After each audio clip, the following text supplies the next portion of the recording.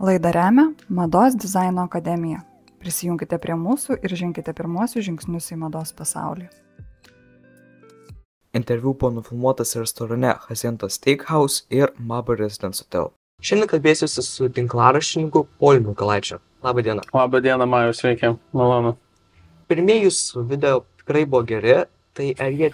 Dabar tolimesni blogi, supratau. Kaip pirmieji video tikrai labai geri. Gerai, savininkauju, sakyk. Tai esmė tame, ar tai buvo tikrai pirmieji jūsų video, gal jūs turėt kokį kanalą iki Demiuko? Aš turėjau vieną tokį, gal metus, man atrodo, nepilnai metus trukusį krepšinio podcastą, kur mes su tokiu draugeliu Deividu susirinkdom pas jį virtuviai. Kur čia buvo, kaip tas rajonas vadinasi, kur link Pilaitės važiuojant, žodžiu. Pas jį susirinkdom virtuviai ir šnekėdom apie įvairias NBA aktualijas, konkrečiai apie NBA šnekėdom. Tai, bet, podcastas, tai jisai taip ir kaip ir nereikalauja labai daug kažkokio tai montažo, bet šiek tiek aš jo įterpdavau tenai ir tas man davė kažkokios tokios praktikos išmokti naudotis elementariai Final Cut ar bet kokią kitą programinę įrangą vaizdo įrašams montuoti. Paskui mes kažkaip labai greitai tą projektą uždarėm ir jau maždaug po metų nuo to, man atrodo, gal po metų liktais, aš savo kanale pradėjau daryti tas tokias, grinai turinio apžvalgas. Tai galima sakyti, kad turėjau iki tol kažkokio tai turinio, bet jisai buvo visai kito formato, visai kito montažo tipo, techniškai visai kitoksai negu šitie vaizdo įrašai ir, tai truko šiaip labai trumpai, gal kokių, nežinau. Bijau net sumeluot, gal 10 epizodų, gal biškai daugiau, gal 20 epizodų. Sakau, podcastą įrašinėti, tai sėdėti prie stalo ir įrašinėti ir praktiškai tą visą dešrą ir įdėti paskui, tai čia ne tas pats, bet jo, turėjau kanalą iki tol. O jūs naudojat Final Cut Pro programą? Jo, pas mane viskas yra obolys, tai aš naudojuosi Final Cut. Tarsime, nuo tų pirmųjų podcastų, nes jinai mokama. Tai jis jau investavo. Aš tuo metu, kai naudojausi, tuo metu tam podcastui, man atrodo, užtekdavo iMovie. Tai čia kitas realiai Final Cut analogas irgi Apple sistemoje, paprastesnis ir jis, aišku, yra nemokamas. Dabar aš naudoju Final Cut Pro, tai aš jį esu nusipirkęs. Jo. Kaip sekasi derinti humorą su rimtesnėmis socialinėmis ir politinėmis? Ir socialinės, ir politinės, ir geopolitinės, ir kaip nori pjūvis, gali būti koks tik nori. Nežinau, kaip man sekasi, turbūt galėtų žiūrovai vertinti, kaip man sekasi šitos dalykus derinti.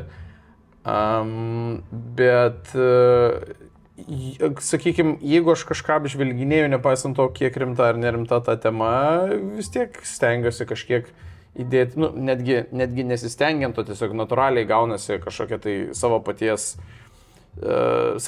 prieskonio įdėti į savo turinį, tai ta saviraiška iš esmės gali pasireikšti kažkokia tai humoristinė, kažkokia tai ironiška ar sarkastiška forma.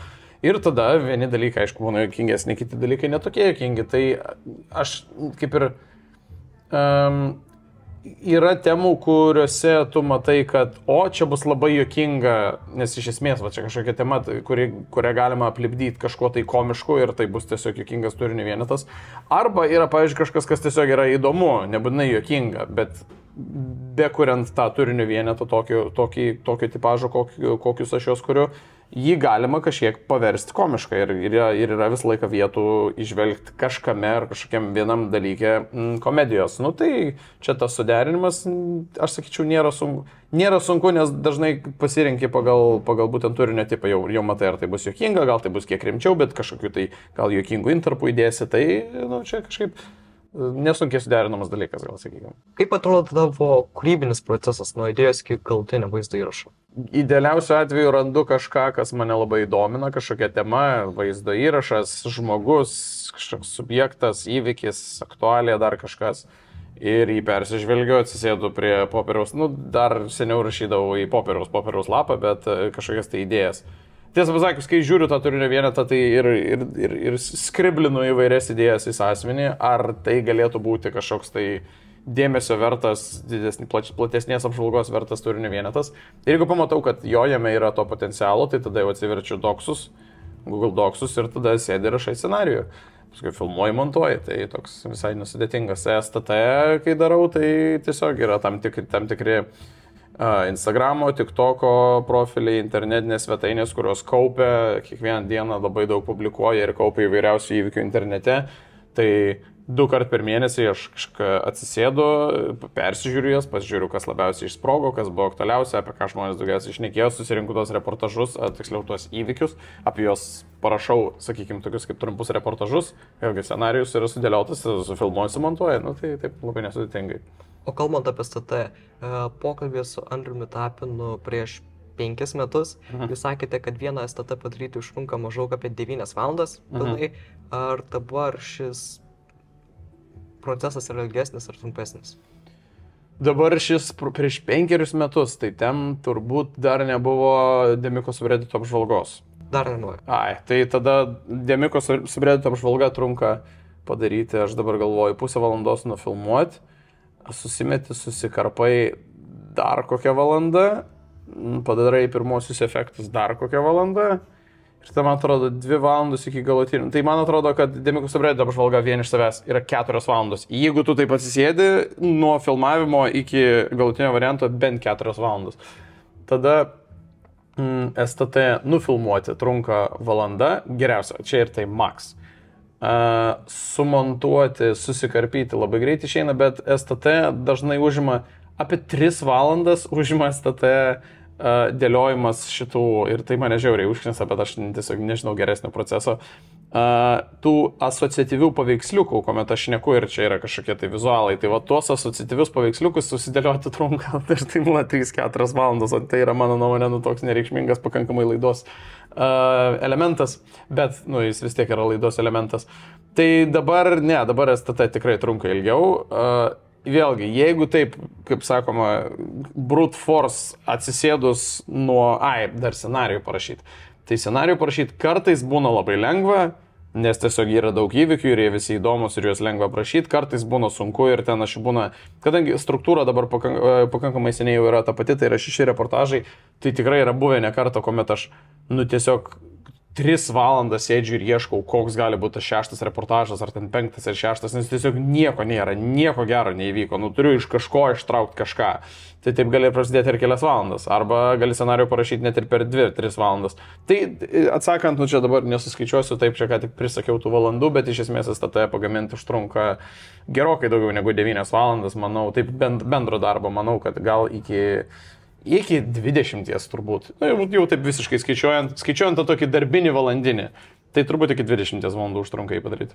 Tai kaip ir seniau epizodai Demiko kanalą, nesakai, kad tame interviu, kad 22 kažkur valandos? Gali būti, bet ten vėlgi turbūt kalbėjau apie gryno darbo, tai dabar, pavyzdžiui, kokį patį paskutinį, kurį dariau, tai yra apie Arūną Valinską ir Auksinius svogūnus, tai dariau, net neįsivaizduoju, ten per visą mėnesį vis prisėsdavau, nes ten vien turinio reikėjo peržiūrėti, labai daug valandų, nes ten reikėjo peržiūrėti, 12 podcastų, visą laidą, kuri yra 3 valandų, 2 kart tai 6 valandos, plus grįžtantys segmentus, vien žodžiu, tai, pavyzdžiui, toks Auksinius svogūnus, tai aš ten gaminau, nežinau, savaitę turbūt, tai gryno laiko. Tai čia skirtingai, bet STT tai daug maž visada taip pat, tam 20 valandų jaučiu langę. O kalbant apie asociatyvias nuotraukas, kaip tu žiūri į AI nuotraukų rodymą? STT naudoju jų kartais, bet vėlgi, aš pats jų negeneruoju, aš būna Google ieškau konkrečios frazės, tai asociatyviai, tam dalykui, kurį, sakykime, sakau, kad tai būtų asociatyvi nuotrauka. Ir kartais iš tų nuotraukų būna, iš Google pateiktų nuotraukų būna dirbtinio intelekto nuotraukos.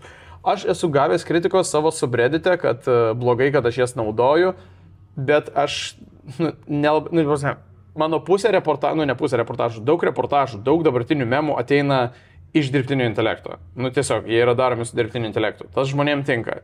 Žmonėm tinka, kad koks, nežinau, Skirmantas Malinauskas su dirbtiniu intelektu generuoja savo thumbnailus YouTube'ui. Tas žmonėm tinka. Žmonėm tinka, kad ten, nežinau, tas pats montažas, jeigu montuoji dabar premjerų, tai tengi dabar tai yra dirbtinio intelekto įrankiai. Aš reklamuoju hostingerį, kuris sukuria saitą per minutę, jeigu tu tiesiog jie prašai su dirbtiniu intelektu. Tai aš kartais nelabai suprantu, kur žmonės brėžia tas linijas. Ir kitas dalykas, aš nežinau, vieną kartą, pamenu, panaudojau, kadangi turiu Adobe's prenumeratą ir Adobe irgi turi tokį patį kaip Midjourney, tik tai turi, nepamenu, Firefly vadinasi ar kažkas tokio. Tai man reikėjo, mano promptas buvo labai keistas, bet jis toks buvo. Man reikėjo, asociatyvi nuotrauka turėjo būti 2-3 metų, tai mažametės mergaitės filipinietės. Man tiesiog tokio reikėjo. Aš pasirašiau ir man sukūrė, mano nuomonė, sugeneravo labai puikią asociatyvę nuotrauką ir aš ją panaudojau.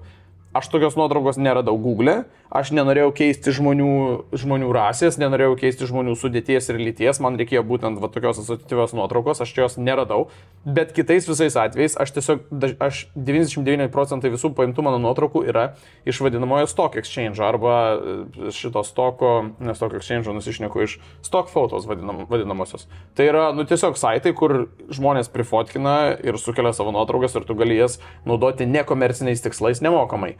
Tai aš nežinau, čia toks irgi, gal mes tada galim skaityti, kad tie fotografai netenka darbo, ar tie tinklalapiai netenka darbo, nežinau. Aš tai, kadangi aš pats nesu nusibrėžęs kažkokių tai griežtų raudonų linijų dirbtinio intelekto įrankiams, tai aš šitai žiūriu, aišku, kad labai, atsakant, kaip aš šitai žiūriu labai atlaidžiai. Bet sakau, esu gavęs dėl to kritikos, tik nelabai suprantu už ką, nelabai suprantu, kur tie žmonės tada brėžia tą liniją, nes dirbtinis intelektas, ypatingai kalbant apie STT, yra labai didelė šitos laidos dalis. Tai nuo rėmėjų iki reportažų, iki asociatyvių nuotraukų. Tai, nežinau, vieniems žmonėms tinka, kitiems žmonėms netinka tikriausiai. Tai žiūrėsim, prie ko šitas prives. Aš pakankamai atlaidžiai žiūriu tai. Koks buvo tavo įsimintiniausias ir gal tau labiausiai patikęs video ir gal buvo koks video, kur nesikėjai, kad sulauks tiek daug dėmesio, kiek jisai sulaukė? Mano paties mėgstamiausias? Taip. Mano paties mėgstamiausias vaizdo įrašas dabar, nežinau iš tikrųjų, man jie visi yra arti širdies. Gal pats mėgstamiausias tai turbūt būtų apie Žižę ir jos Facebooko konkursą, atsiprašau, ne Facebooko, Instagramo konkursą. Čia senas vaizdo įrašas, prašau, 2020 man atrodo išleistas, jeigu neklystu, ar gal 2019 kokiais. Bet tai tas vaizdo įrašas man labai patiko dėl to, kad jisai buvo pirmas toks mano žurnalistinis, bet toksai tyriamasis, kur aš irgi turėjau stebėti daug profilių, rinkti daug informacijos, ją sekti kiekvieną dieną, jos kiekvieną išstojimą užsirašinėti ir dokumentuoti ir sekti vieną didelę istoriją ir paskui tą istoriją tokia sukonsoliduoti ar, nežinau, sumarizuoti į kažkokį tai galutinį turinio vienetą. Tai tas yra vienas iš mano tikrai mėgstamiausių epizodų. O kad negalvojau, kad taip išsproks, tai aš labai negalvojau, kad išsproks 2020 metais išėjęs epizodas apie Deimantę Briekytę ir jos ten 2 tokias labai kvailas dainas. Tai, nežinau, ten banalus turinys ir ta apžvalga yra tokia. Mes narplėjom, nagrinėjom tokį labai tikrai plintuso lygio banalų turinį. Bezdalai mano akise. Jo. Ir jis juokingas, aišku, bet ar jis vertas ten kiek 800 000 peržiūrų ar kažko tokio, nežinau. Geriau kažkokie įdomesni, geriau kažkokie, nežinau kaip čia pasakyti, turinio vienetai, kaip čia, popsinis turinys, reikia suprasti, aišku, yra popsinis ir dėl to jisai yra plačiai priimamas ir dėl to jisai yra toks populiarus, bet aišku, norėtųsi, kad kažkokie tai labiau, atsiprašau už anglicizmą, insightful turinio vienetai būtų labiau peržiūrimi, bet čia visas pasaulis, tai čia normalu, čia nieko nepakeisi. O kokius tu turi scrapped video, kur sugalvoji idėją, darysi, gal net pradėjai redaguoti, bet nebaig. Turėjau rusiško filmo apžvalgą rusiški superherojai, tai skrepinau, nes paprasčiausiai, nežinau, šiaip pradėjau daryti, aš tuo metu ten buvau, čia man prieš metus buvo ar prieš 2, ne prieš metus man atrodo. Čia buvau ten tokia kūrybiniai kriziai ir dariau ir jis jau tiesiog buvo montuojamas, jis buvo labai daug sumontuotas, ten man atrodo buvo gal 80%, gal 60% jo padaryta. Bet galiausiai išmečiau, nes kažkaip, nežinau, žiūrėjau ir taip ir anaip ir galvojau, kad dabar tai nėra vaizdo įrašas, kurį aš dabar noriu išleisti, ypač po tokios pertraukos. Tada yra vaizdo įrašas, kurį dariau apie vieną veikėją, irgi COVID metu, apie vieną ten tokį labai aktyvų antivakserį. Dariau vaizdo įrašą ir vaizdo įrašo vidury jis tiesiog išsitrynė, tiksliau tik tokas ištrynė jo visą paskyrą su visu turiniu, tai čia aišku pasimokiau, kad jeigu kažką randi, tai tiesiog pirmą viską susisiųsk, paskui rašyk scenarijų. Tai tokį dariau, tada tiksliau pradėjau daryti ir galiausiai teko ištrinti, nes tiesiog nebėra turinio.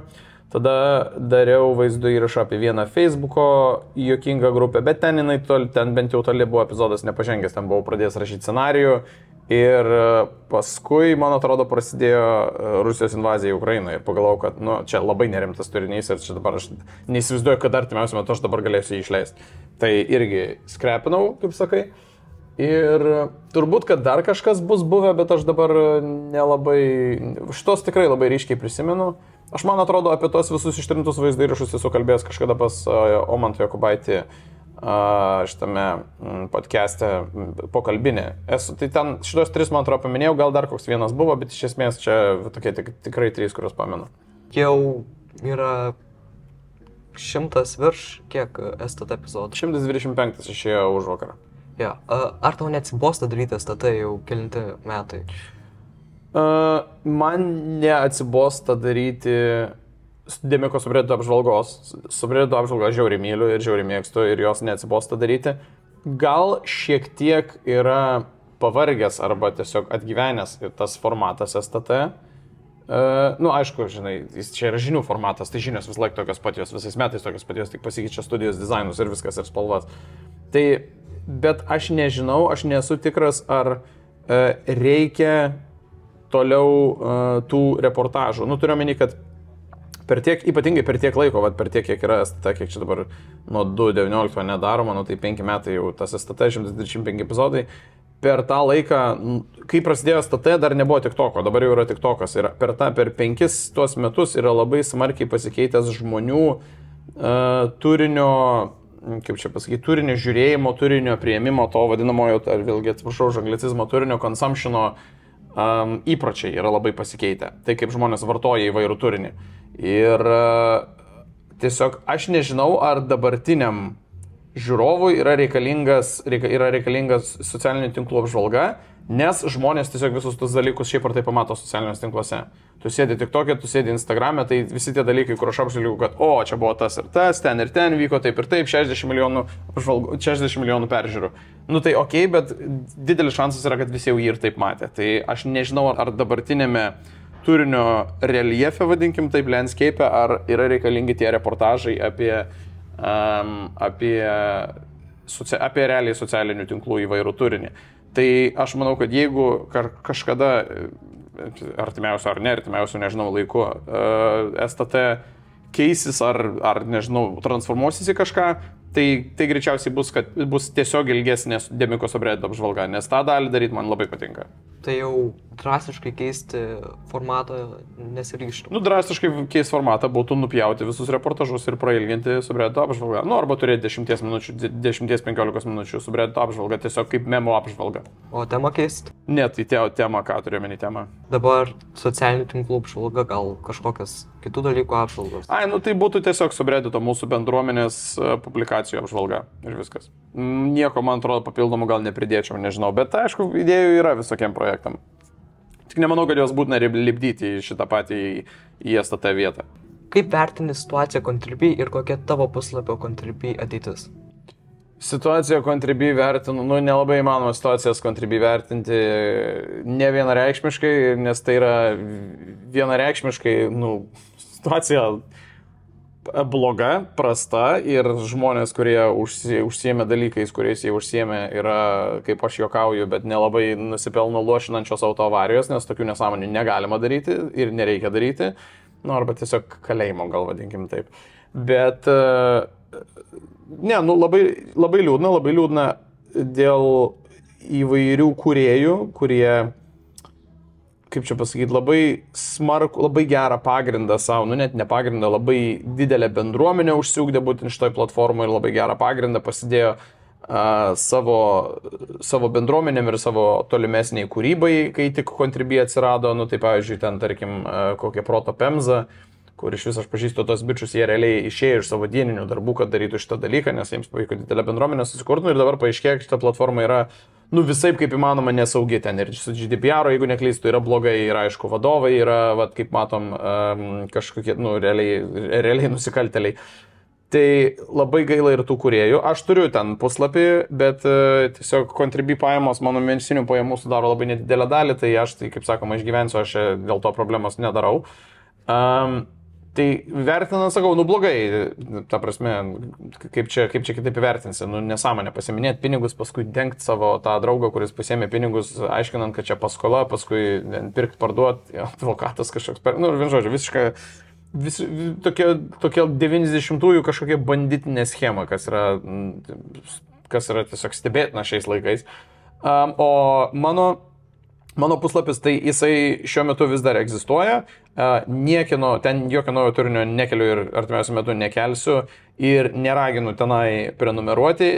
Aš jį palieku kol kas tik dėl to, kad sprendimas, kurį aš esu sugalvojęs, dar kol kas nėra pradėtas, vadinkim, developinti ar kurti, nes aš esu susigalvojęs sprendimą, tai nėra nei Patreon, nei Ko-fi, nei Substackas, nei niekas kitas.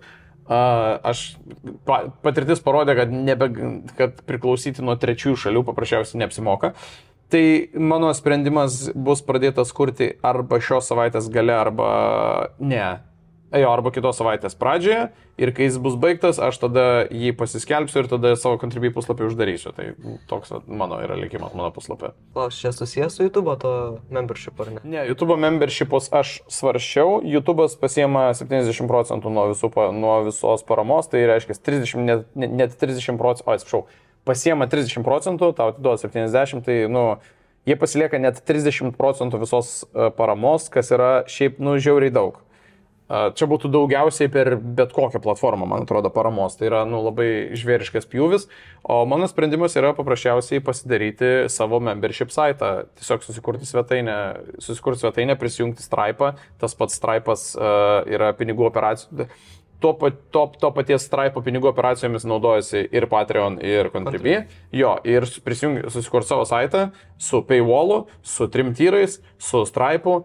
Ir, aišku, jį pasodinti į hostingerio serverius, nes tai yra ilgamečiai mano partneriai ir draugai. Ir viskas, ir tiesiog tu turi savo tinklalapį. Ir tiesiog sėdi ant savęs ir nepriklausai nuo nieko ir gauni 100% visų pajamų. Tai toks mano sprendimas yra. Grįžtant prie pagrindinio kanalo, paskutinis video iki Interpolo buvo apie Kandratą. Kada paskutinį kartą susidūrėjai su Kandratu, ar susidūrėjai po to video? Buvau su juo susidūręs. Po to vaizdo įrašo aš dabar galvoju, ar aš dar buvau su juo susidūręs, kad jis kalėjime dabar sėdi. Tai aš, man atrodo, taip daugiau su juo ir nebuvau susidūręs. Jisai... Bandau prisiminti, bet man atrodo, kad ne, jisai kalėjime sėdi. O su juo pasikeis? Turi savo reikalų. O su juo pasikeis? Ne, ačiū Dievui, kad ne, nes aš tikiu giliai, kad jo pasiekėjai gyvena kažkokioje gilioje provincijoje ir miega patvariuose, tai, aš kadangi nebūnu tokioje aplinkoje, tai nesusitinku su jais.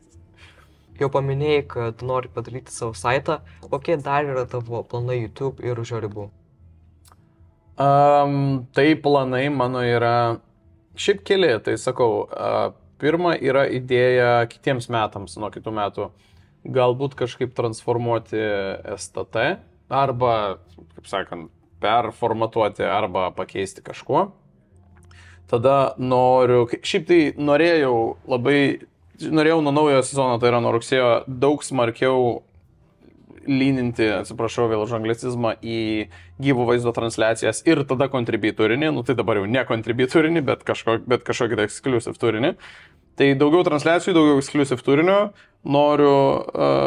turiu idėją tam tikrom įdomesnėm, nežinau čia kaip vertinsi, tam tikro formato žaidimų, video žaidimų apžvalgom ir dar turiu idėją, turiu 4 idėjas vaizdo įrašams į pagrindinį YouTube kanalą. Tai tiesiog 4 epizodus iš esmės esu sugalvojęs. Ir turiu idėją pradėti 2 YouTube kanalą. Jau turi? Tai, jis egzistuoja, tiesiog tuščias stovi. Tai tiesiog, kad į jį pradėti kelti tokio, kaip čia pavadinti, tas yra geriausias angliškas pasakymas low effort, bet mažesnių pastangų vaizdo įrašus apie kažkokius mažiau reikšmingus dalykus ar įvykius, tam, kad galėčiau vėl pagauti, grinai dėl savęs, tam, kad galėčiau vėl pagauti tą vadinamąjį tokį, kaip ir nežinau, Nu, tam, kad vėl pagaučiau šitos savo srities kažkokį tai, nežinau, malonumą gal vadinkim taip, nes dabar vėlgi, kai tas mano pagrindinis kanalas yra toks didelis ir yra turėjęs tiek daug gerų vaizdo įrašų ir taip plačiai žiūrėtų, tai kartais netgi aš esu užsimetęs savo tokį, nežinau, kažkokį tai kūrybinės naštos, kūrybinę naštą, kad maždaug, dabar aš jau turiu padaryti čia labai kosminį vaizdo įrašą. O kartais būna tiesiog tokių temų, apie kurias aš norėčiau pašnekėti ir šiek tiek pajokauti. Ir tas vaizdo įrašas galėtų būti ten ne 30 minučių, o nežinau, 8 ar 9. Tai vat galvoju, kad reikia atgaivinti, neatgaivinti, tiesiog pradėti naudoti savo antrų kanalu, į kurį dėti tiesiog mažiau pastangų, mažiau laiko, mažiau kažkokių įžvalgų, mažiau researcho reikalaujančius vaizdo įrašus. Tai va, tokie mano planai. Čia pakankamai daug išvardinimo atrodė dabar, bet šiaip iš esmės taip. Tai tas antro pasaulinio karo. Tai tas antro kanalo turinys kažkoks miksas tarp Contribui ir pagrindinio kanalo? Iš esmės būtų vis tiek komentaro žanras. Ir tiesiog komentaro žanras apie, sakau, netokias kažkokias reikšmingas, ne kažkokius labai didelius, mažiau reikšmingus įvykius, mažiau reikšmingus dalykus, gal vadinkim taip. Skriptintas. Jo, skriptintas. Viskas, kas neskriptinta, tai eina iš karto yra metama į Twitch'o kibirą ir metama į transliacijas. Esi gavęs kokiu nors keistu ar ypatingų prašymų iš savo gerbėjų ir kokius keiščiausius ar įdomiausius diemus esi gavęs? Ne, šiaip negaunu kažkokių labai keistų prašymai. Jeigu tai yra prašymai, tai dažniausiai yra prašymai kažkokiem tai gimtadieniniam ten sveikinimam ar kažkokiem tam tai vaizdo įrašam, kuriuo aš beje nedarau. Bet ne, man atrodo, kad nesu aš.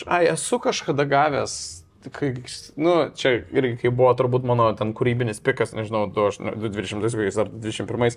Yra buvę ten tokių kvailų pasiūlymų, kad ten tipo žmonės kviečia varyti kartu atostogų su jais ir sako viską apmokės, nes tipo aš čia jiems labai patinku ir aš labai juokingas jiems, tai visiškai nepažįstami. Tai esu tokį gavęs, kažkokia nesąmonė totali. Daugiau dabar taip nepamenu, bet aš kažkaip nežinau, kai aš taip vėlgi pakankamai lengvabūdiškai tokius dalykus žiūriu. Ta turiu omeny, kad tragedijos iš to nedarau. Tai nepamenu dabar, ar būčiau gavęs dar kažkokių keistų pasiūlymų, bet galiu tikrai teikti, kad nėra pas mane jų daug, arba nėra pas mane jų iš vis. Turbūt, kad tiesiog tokia auditorija šiek tiek, nesakiau protingesnė, bet tiesiog auditorija gal nelinkusi į tokius. Pereinant prie YouTube'o aktualijų. Ne vieną kartą esi minėjęs, kad Kaudikau buvo vienas Jėzus Marija, Dieve, mano, taip, jo. Man 14, žinoma, žinosi, kad vienas tavo buvo įkvėpusių žmonių, tai kaip tu vertini tą Kaudikau situaciją ar vis dar žiūrėtum jo video? Tai jo, Kaudikau yra mano, kaip ir mėgstamiausias YouTuberis, dėl kurio aš apskritai, ne dėl kurio, bet kuris labai smarkiai pastumėjo mane pradėti apskritai daryti YouTube'ą ir čia dabar išlindo dabar skandalas, jam šiuo metu yra 32 ar 33, bet išlindo skandalas, kad jisai, būdamas, jeigu neklystu, 25, turėjo lytinį aktą su 17 metų tuo metu kita YouTuberė valstijoje, kurioje tas leistinas amžius yra 18. Tai, aš kaip čia pasakyti, tai čia aišku toks, kaip čia, gan kompleksinis įvykių domino. Tai jį kažkaip, jeigu reikėtų vertinti, tai turbūt kažkaip atskirais segmentais, tai pats pirmasis ir pagrindinis segmentas, tai jo, aišku, jeigu jums 25, tai prašau, neužsimkit lytiniai santykiai su nepilnamečiais, čia net sakyti nereikia, bet šiuo atveju galima, aišku, būtų pakelti klausimą, kodėl dabar ta YouTuberė, būdama turbūt pati, tai kiek jai dabar 25 dabar turbūt, kiek čia, netiksliai, plus 7, 24 dabar. Tai kodėl dabar jinai kelia šitą klausimą, įdomu, bet čia gal turbūt nereikia mums kapstyti, kodėl jinai kelia klausimą, kokia yra jos, nežinau, kokia jos yra intencija. Nežinau, čia tarkim nesvarbu, bet blogiausia turbūt yra tai, kad jisai niekaip nereaguoja į tai ir neatsako į tai. Tai, kaip ir iš esmės, tyla šiuo atveju reiškia jo kaltės pripažinimą, kas yra blogai ir šlykštu ir nežinau. Ir gerai, tu paklausai, ar toliau žiūrėsiu, aš tai manau, kad jis tiesiog toliau nebedarys YouTube'o. Tai kaip ir nėra ką žiūrėti. O jeigu jisai staiga pradėtų toliau daryti, nu aš manau, kad, kaip čia pasakyti, turbūt, kad būtų negražu palaikyti toliau jo kūrybą, aš taip manau. Šiuo metu aš atvirai esu nuprenumeravęs abu jo kanalus. Turėjau 2 kanalus, kuriuos aš žiūrėdavau. Tai yra jo pagrindinis ir jo antrasis, Cody & Co. Ir Cody Co. Tai jo, šiuo metu aš esu nuprenumeravęs, bet grinai vien dėl to nuprenumeravau, nes supratau, kad tai jis tiesiog tikriausiai nebekurs dėl šito skandalo. Tai ir viskas, tai ir tiek žinių kažkaip ten, aš ten į komentarus nieko iš jo nereikalauju, kaip daugybė žmonių, nekalu jo prie kryžiaus, bet grįžtant prie skandalo bazės, aišku, kad nieks nepasiginčys, jog taip daryti yra blogai ir taip negalima daryti ir tai yra nusikaltimas. Ir tik tai, kad tą nusikaltimą reikėjo spręsti ten ir tada, kad jis būtų galėjęs būti nubaustas, o dabar yra dabar netgi yra senatis, paprasčiausiai jo net neįmanoma nubausti, dabar įmanoma tik jį, kaip sakoma, nucancelint. Tai ką, manau, internetas ir padarė. O daugiau nebuvo kažkaip skaudu, kad vienas tavo įpėpėjų tai... Buvo labai juokingas toksai memas vienas tik tokia, kad maždaug bičas, dabar neprisimenu, bet bičas iš esmės sako, reikia pasižiūrėti, ką veikia mano ilgametis mėgstamas youtuberis ir iš esmės jis ten atsidaro ir, paaiškėjo, kad, žodžiu, pedofilijos skandalas. Ir tipo... Ir maždaug, tai kiek galima, kiek mano mėgstamiausių youtuberių įsivels į idiotiškus skandalus. O kokia dar? Ne, tai čia apskritai ėjo kalba apie, kaip čia pasakyti, mano tai daugiau nei vienas atrodo, nedaug dievė, atrodo neįsivėlė jokį didesnį skandalą, bet ten pavyzdžiui, šiuo metu Jimis Donaldsonas ten skandaluose. Tai va, aš tai kadangi nesu Mr. Beast žiūrovas, tai man nelabai rūpi, bet jisai yra skandaluose, ten būdavo toks I Am Alex, irgi ten skandaluose kažkaip ten ar savo merginos. Daktaras Disrespect, va vėl irgi skandalas su nepilnamečiais. Žodžiu, kad buvo čia vienu metu pasipylę tiesiog realiai skandalų su nepilnamečiais. Tai va, daktaro aš irgi nežiūrėdavau, man nelabai rūpi. Dreikas ar? Ten turbūt, kad Dreikas kažkas susirašė, nežinau, bet... bet tas tiktokas tiesiog buvo apie tai, kad, tipo, jeigu... Ar gali, prašau, tipo, visi garsus youtuberiai nustoti rašinėti nepilnamečiam? Tai tas yra... Tai tas man buvo juokingas, toks gana juodas, bet juokingas pastebėjimas tiktokė ir, nežinau, lievai, ką, čia toks, aišku, labai neinformatyvus ir neprotingas reziumė, bet, prastas, kodėl tai daro, nežinau. Atsargiau elgėsis tais flight lieutenantūsais. Ai, ne, jo, aš tai iš karto užsidėjau ūsus, aš užsiauginau ūsus, kad visi iš tolo matytų, kad su manim, aš pats apeiti turiu viską 100 metrų, kad nekiltų jokių kitiems minčių, tai... Ir nerašinėjau nepilnametėm. Dabar dar irgi kažkur išlindo skandalas prie viso to.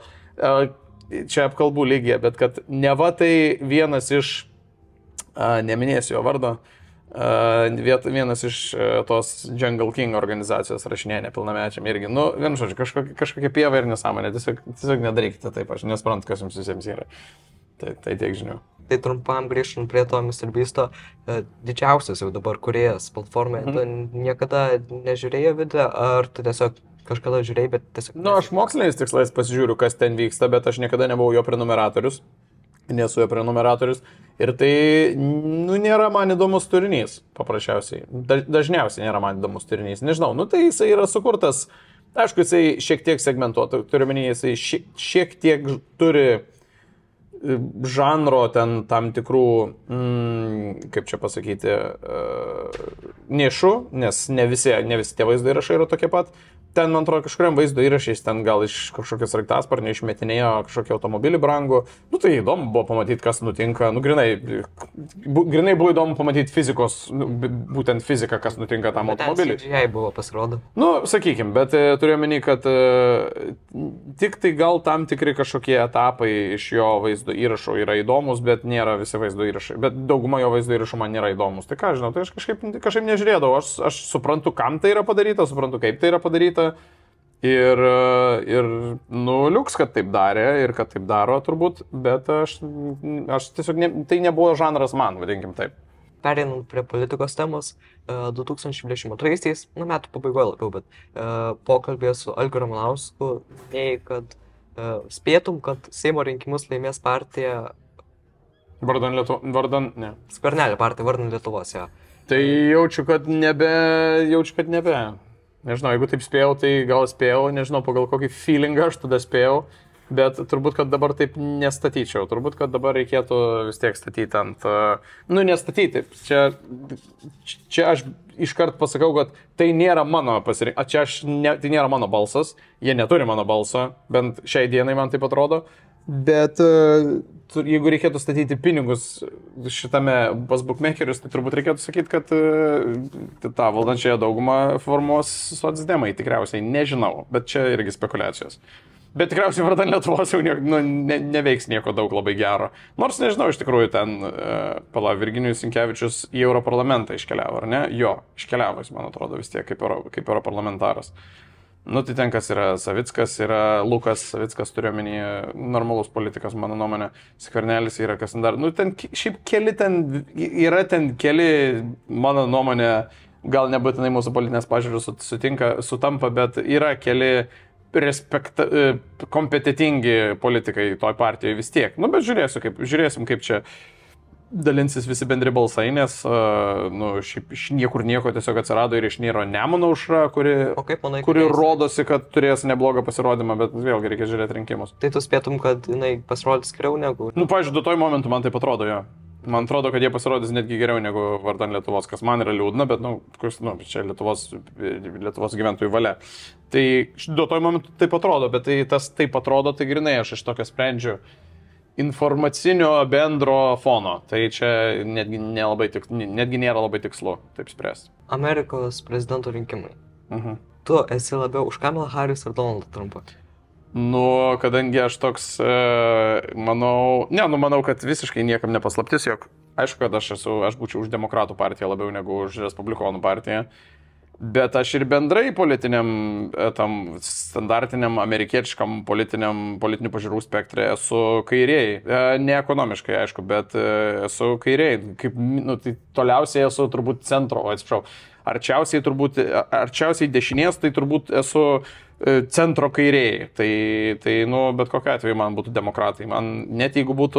Net jeigu rinkimuose būtų tas pats vos jau pašnekantis Joe Bidenas, aš aišku, kad balsuočiau už Joe Bideną, aš aišku negaliu balsuoti, aš ne amerikietis, bet jeigu ir tektų balsuoti, tai tikrai nenorėčiau balsuoti už kandidatą, kuris bandė sustabdyti teisėtą galios perdavimą prezidentui ir, kad nusikaltėlis, tai ten aš tų bylų Donaldo Trumpo neskaičiau ir nežinau, negaliu teikti, bet aš kaip suprantu, jis ten yra teistas, ten 40 kartų ar kažkas tokio, bet tas gal man net netiek rūpėtų, kiek tiesiog, sausio 6 dieną jo bandyta iš esmės konceptualiai bandyta nuversti valdžią, kuomet vėlgi jisai bandė sustabdyti teisėtą taikų galios perdavimą kitam prezidentui, nes jis aišku įtikino savo sekėjus, kad tie rinkimai pavogti, taip toliau ir panašiai. Tai, aš manau, kad Donaldas Trumpas tiesiog buvo, kada čia buvo 2021, ne, tas sausio 6, kad Donaldas Trumpas tiesiog buvo vienas didžiausių pavojų, vienai didžiausių ir seniausių pasaulio demokratijų per ilgą laiką tikriausiai, per labai labai ilgą laiką, tai aš manau, kad tai yra labai prastas kandidatas. Jeigu turėtų ten, jeigu respublikonai turėtų kažkokį tai tokį, sakykime, seną, gerą, standartinį, ne gerą, bet kažkokį tai tų vadinamųjų tokių 2010 metų, jeigu tai būtų kažkoks tai kandidatas, toks, kur normalios konservatyvios pažiūros, tai tada dar būtų galima kažką gal spręsti, ar ne, jeigu tai būtų centro dešinė, ten dešinė, bet dabar su Donaldu Trumpu, tai ten visi žmonės yra tiesiog totalus far rightas ir sąmokslo teoretikai, ten absoliučiai, respublikonų partija yra absoliučiai totaliai pakrikus. Ir mano nuomonė, absoliučiai totaliai išėjus, pakrikus, nelogiška, idiotiška galiausiai ir aš manau, kad respublikonai kaip po partija ir didžiulė politinė jėga Amerikoje atsigaus tik po to, kai Trumpas jau nebegalės kandidatuoti ir nebebandys to daryti ir reikės jiems ieškotis tikrai normalių kandidatų ir logiškų žmonių, o ne kažkokio tai cirko artisto. Tai čia mano tokia nuomonė ir mano tokia analizė, bet žinau, galite su ja nestikti. O kas spėtum laimės tos rinkimus?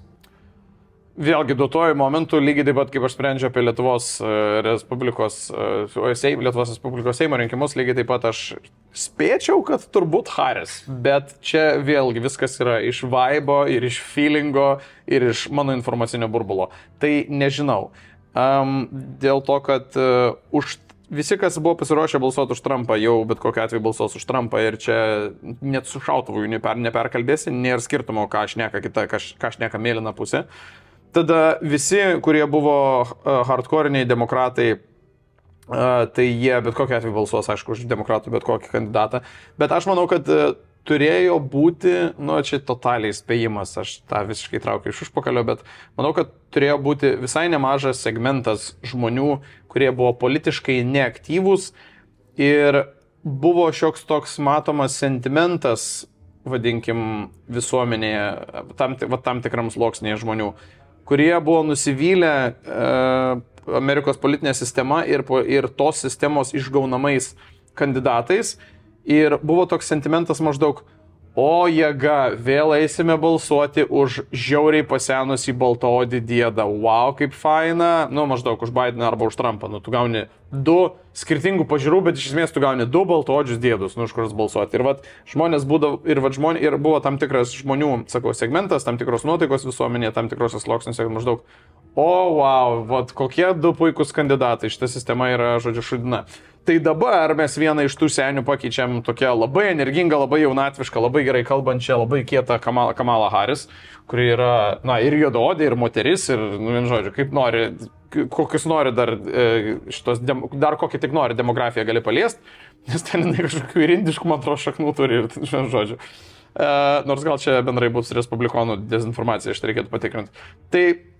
Tai aš manau, kad tas segmentas, kuris jau buvo pasidavę, kur maždaug, tai nebalsuosim, nes koks šis skirtumas, manau, kad jie aktyvavosi iš naujo ir dabar, cool, mes turim dabar Kamalą, galim balsuoti už Kamalą. Tai aš čia sakau visiškai visą šitą brėžiu tiesiog iš feelingo, tiksliau, ne iš feelingo, tiesiog visiškai iš feelingo, tai sakyčiau, kad su tuo ant tvoros sėdėjusiu arba jau pasidavusiu segmentu demokratai turi gerą progą laimėti. Tai dėl to spėčiau, kad Kamala. Bet visiškai nesistebėčiau, jeigu laimėtų Trumpas. Čia, vis tiek, jeigu žiūri į tuos vadinamosius tas apklausas, tai jie ten stumdosi per procentą. Ten kem 5, kem 1, ten, man atrodo, buvo didžiausias atotrukis Kamalos dabar, bet iš esmės jie ten kem 1, stumdosi per procentuką. Tai reiks žiūrėti, kaip žmonės susirinks balsuoti. Čia aš klystu, ar jeigu laimėtų Kamala, tai jinai būtų pirmoji moteris prezidentė JAV, ar ne? Tikriausiai jo, man atrodo, kad jo. Manau, kad taip. Čia tiesiog reikia šitą faktą tik patikrinti, bet aš dabar tikrai nepamenu, kad būtų buvusi, man atrodo, kad būtų pats pirmas atvejis, jo. Ir jau prakalbam apie JAV rinkimus, tai ką manai apie Gražulio Donaldo Trumpo rinkimų štabą Lietuvoje? Tai Gražulis, aš manau, kaip ir įvairūs kiti, kaip ir įvairių daug kitų politikų pas mus yra irgi populiarių, yra tiesiog vis pirma populistas, visų antra oportunistas. Tai jis tiesiog naudojasi visais įmanomais įrankiais, kaip sakoma, visais įmanomais įrankiais įtikt, patikt ir palinkt į tam tikrą segmentą žmonių. Ir tas segmentas žmonių, į kurį jisai taiko, yra aišku, kad dešinioji pusė ir tolimoji dešinioji pusė ir jis turbūt galvoja, kad taip daryti, jis turbūt galvoja, kad čia tiesiog tik dar viena iš jo politinės kampanijos strategijų ir jis galvoja, kad gal į savo pusę palenks kažkuriuos žmonės, kurie, nežinau, galbūt yra pakankamai išprusę, kad domėtųsi JAV politiką, bet nėra pakankamai išprusę, kad suprastų, kad Gražulis yra kandidatas. Tai, nežinau, įdomu čia, bet jis tiesiog yra oportunistas ir jis daro bet ką, kas jam gaus bent vieną papildomą balsą. Tai ir tiek žinių. O kokia veikla užsiema tas štabas? Aš neįsivaizduoju. Bet kažkada ten Trumpo irgi, kažkada buvo sukurtagi, tai Gražulis, man atrodo, sukūrė ten Trumpo štabą ar kažkas tokio, bet kažkada dar iki jo, prieš, man atrodo, tada, kai Trumpas buvo prezidentas, tai man atrodo, kad buvo sukurta Seime kažkokia tai Trumpo draugų koalicija, nu ne koalicija, bet ten iš esmės irgi kažkokia komanda, kuri aš irgi nežinau, kokią funkciją atlikdavo. Gal tiesiog turėdavo tiesioginį ryšį su Trumpo administracija ir ten, nežinau, apsikeisdavo kokiais ten šautautais ir dovanom, nesvarbu. Bet tai tame komitete sukurtame, tai, pavyzdžiui, Kasčiūnas buvo. Aš nežinau, ką jis ten veikia, bet, jis, pavyzdžiui, ten buvo. Mano nuomonė dabar labai respektabilus politikas ir labai kompetitingas krašto apsaugos ministras, bet tada prieš 4 metus, jisai buvo irgi Trumpo draugų ten kažkokiai komandai. Nežinau, žmonės mato kažkokią tai naudą turbūt įsisukti tokius kažkokius gal komitetus, dar kažką, gal pasimti kažkokią tai papildomą auditoriją, gal gauti kažkokių tai papildomų galimybių, kurias jie paskui išnaudoja savo politiniai karjeroje. Tai, čia kad Gražulis dabar daro tą patį. Kalbant apie Seimą, kiek, manai, mūsų politikų yra Kremliaus agentai? Geras klausimas, reiktų eiti per sąrašą ir rodyti pirštais.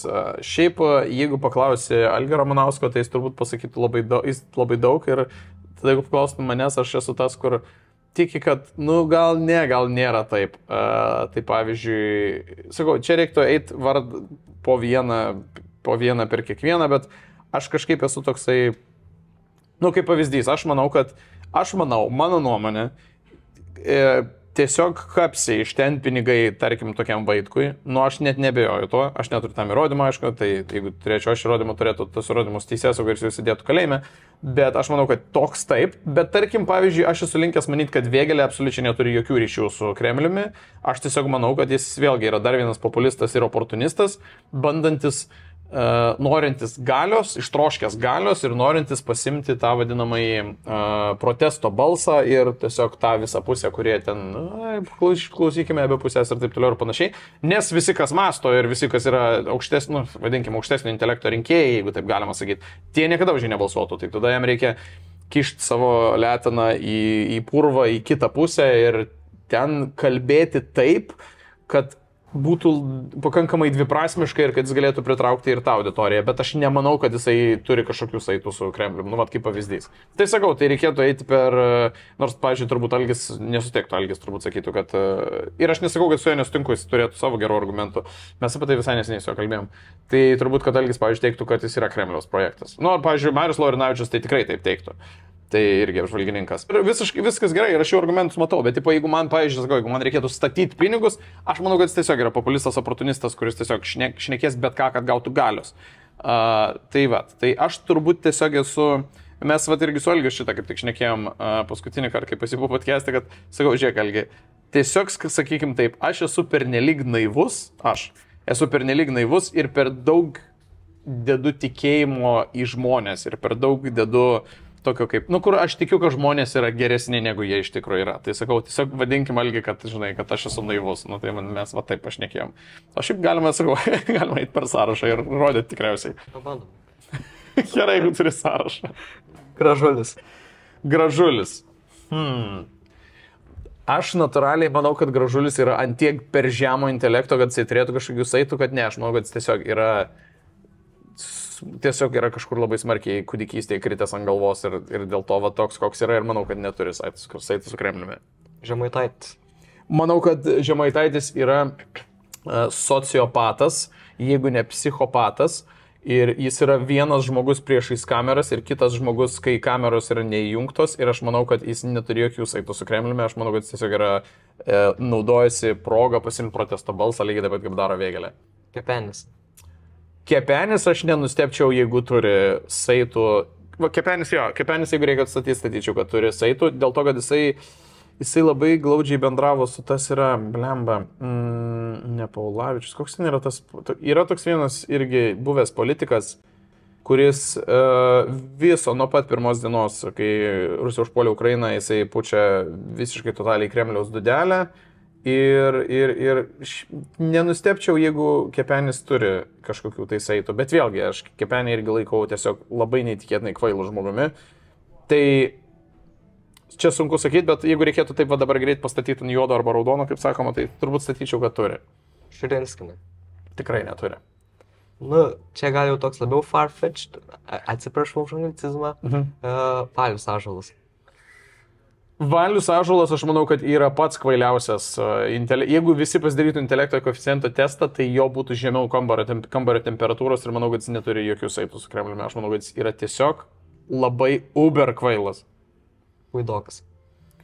Manau, kad visiškai turi saitų su Kremliumi. Absoliučiai manau, kad turi. Manau, aš savo visą turtą užstatyčiau, kad turi. Jeigu reiktų spėti. Manau, kad jau pakankamai čia privertinam. Gerai, okei. Jeigu dar turi, gali klausti. Bet čia tik mano nuomonė, jeigu reikėtų, čia hipotetiniai. Kiek domiesi ir kaip karu Ukrainoje? Pirmaisiais metais labai aktyviai, dabar turiu pripažinti, dabar jau eina tretieji prasidėjo.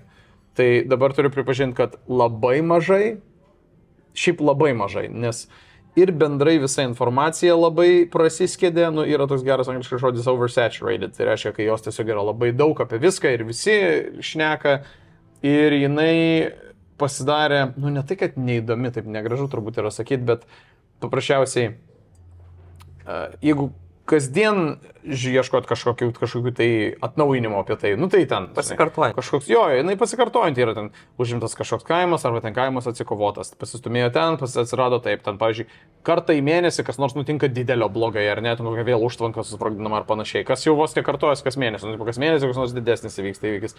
Ir tai tiesiog, jinai yra pasikartojanti ir kažkaip jau taip aktyviai jos nesekė, nebent, bet aišku, ten turi visus tos pačius informacinius šaltinius, tu turi, vadinkime, įsijungęs, tu juos perbėgi, tu juos pasižiūri, bet tik kai įvyksta kažkoks, vadinkim, didelis developmentas kare, vėlgi atsiprašau už anglicizmą, bet kažkoks tai didesnis įvykis, kuris, nežinau, ten turi, sakykim, potencialo ilguoju laikotarpiu kažkaip kitaip pakreipti karo eigą, tai tada tu sėdi ir tada atsidarai visus šaltinius ir tada labai jau ten ir iki telegramų nueini ir jau tada ten žiūri, kas čia vyksta. Tai kaip, pavyzdžiui, sakau, paskutiniu metu Kursko tas šturmas vadinamasis, jis yra įdomus, nes jis yra kažkas žiauriai neįprasta. Tai tuo, tarkim, aš buvau čia prieš kelias dienas sėdęs šiek tiek pasidomėti. Šiek tiek išsamiau pasidomėti, arba ten paskaitinėti grinai karo analitikų Facebook'e įvairius pasisakymus, arba ten Delfyje kokius nors tai interviu konkrečiai su karo analitikais, kas čia vyksta. Nes čia yra kažkas tokio įdomesnio, kas buvo netikėta ir kas gali tam tikrą prasme šiek tiek stumdyti karo eigą, tikėtina. Bet iki Kursko to šturmo aš dabar galvoju, kada aš dar buvau tai prisėdęs. Kas tokio? Vagneriai. Ir čia labai seniai buvo. Čia buvo prieš metus tikriausiai. Čia man labai juokingas įvykis buvo. Kartais man, kas kokį mėnesį, atsitinka, kad vieną dieną random sugalvojo atsidaryti Deep State mapą, pažiūrėti, kaip Ukrainai sekas. Ir taip jau atsitiko, kad vienas tas vakaras buvo grinai Prigožino ataka ir aš negirdėjau apie ją iki tol. Ir žinau, kad tėtis mano domisi, tai rašiau aiškink, kas čia vyksta. Tiesiog atsidarau, žiūriu kažkokią violetinę liniją iki Maskvos. Jo. Tai va, ir tas buvo prieš metus. Aš pamenu, kad aš dar stebėjau update'us pliaže. Tai tikrai čia buvo prieš metus. Tai va, tai tada po to įvykio kažkoks toks žymesnis, aš nepamenu, ar buvo dalykas, kur aš sėdu ir tipo, įdomu, kas čia dabar vyksta. Tai, sakau, aktyviai negaliu sakyti, kad seko, kaip ir suprantu, kas ten vyksta. Jeigu JAV kažkokie yra paketai patvirtinami, irgi gerai, irgi pasidomi. Jeigu kažkoks ten didesnis karo nusikaltimas Rusijos įvyksta, tai aišku, girdi visur per visus naujienų portalus ir per visas žinias. Bet vėlgi turiu prisipažinti, kad nuodugniau pasidomiu tik tuo atveju, jeigu įvyksta kažkas, kas galėtų keisti karo eigą, vadinkim taip. Ir jau prakalbai apie Kurską. Tavo nuomonė, kokie yra tikrieji Ukrainos tikslai ir kaip manai, ar tai atneš daugiau Ukrainai naudos ar žalos? Visiškai neįsivaizduoju ir tu čia man atrodo, kad vis tiek turėjai arba dar turėsi kažkokių specialistų, kurie tikrai geriau pakalbės tą temą ir aš manau, kad aš esu pakankamai nekompetitingas ją komentuoti, tai tikrai neįsivaizduoju. Gali tai būti bandymas praskiesti fronto liniją, nes paprasčiausiai jiems reikia persigrupuoti, reiškia, jiems reikia daugiau karių ten iš šiaurės daugiau į rytus ir iš vakarų ir iš pietryčių, pietvakarų reikia daugiau į tą pačią rytinę pusę, reiškia, tempėsi elementariai frontas ir jisai prasiskiedžia Gal tam reikia, gal ne tam, nežinau.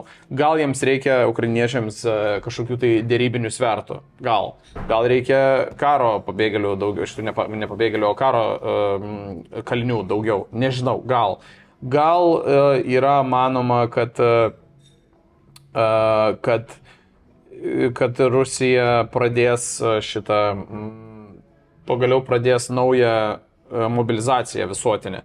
Ir tai iššauks kažkokį tai jau didelį visuomenės nepasipiktinimą ir protestus ir taip toliau ir suirutę viduje. Gal. Pasipiktinimą. Kaip?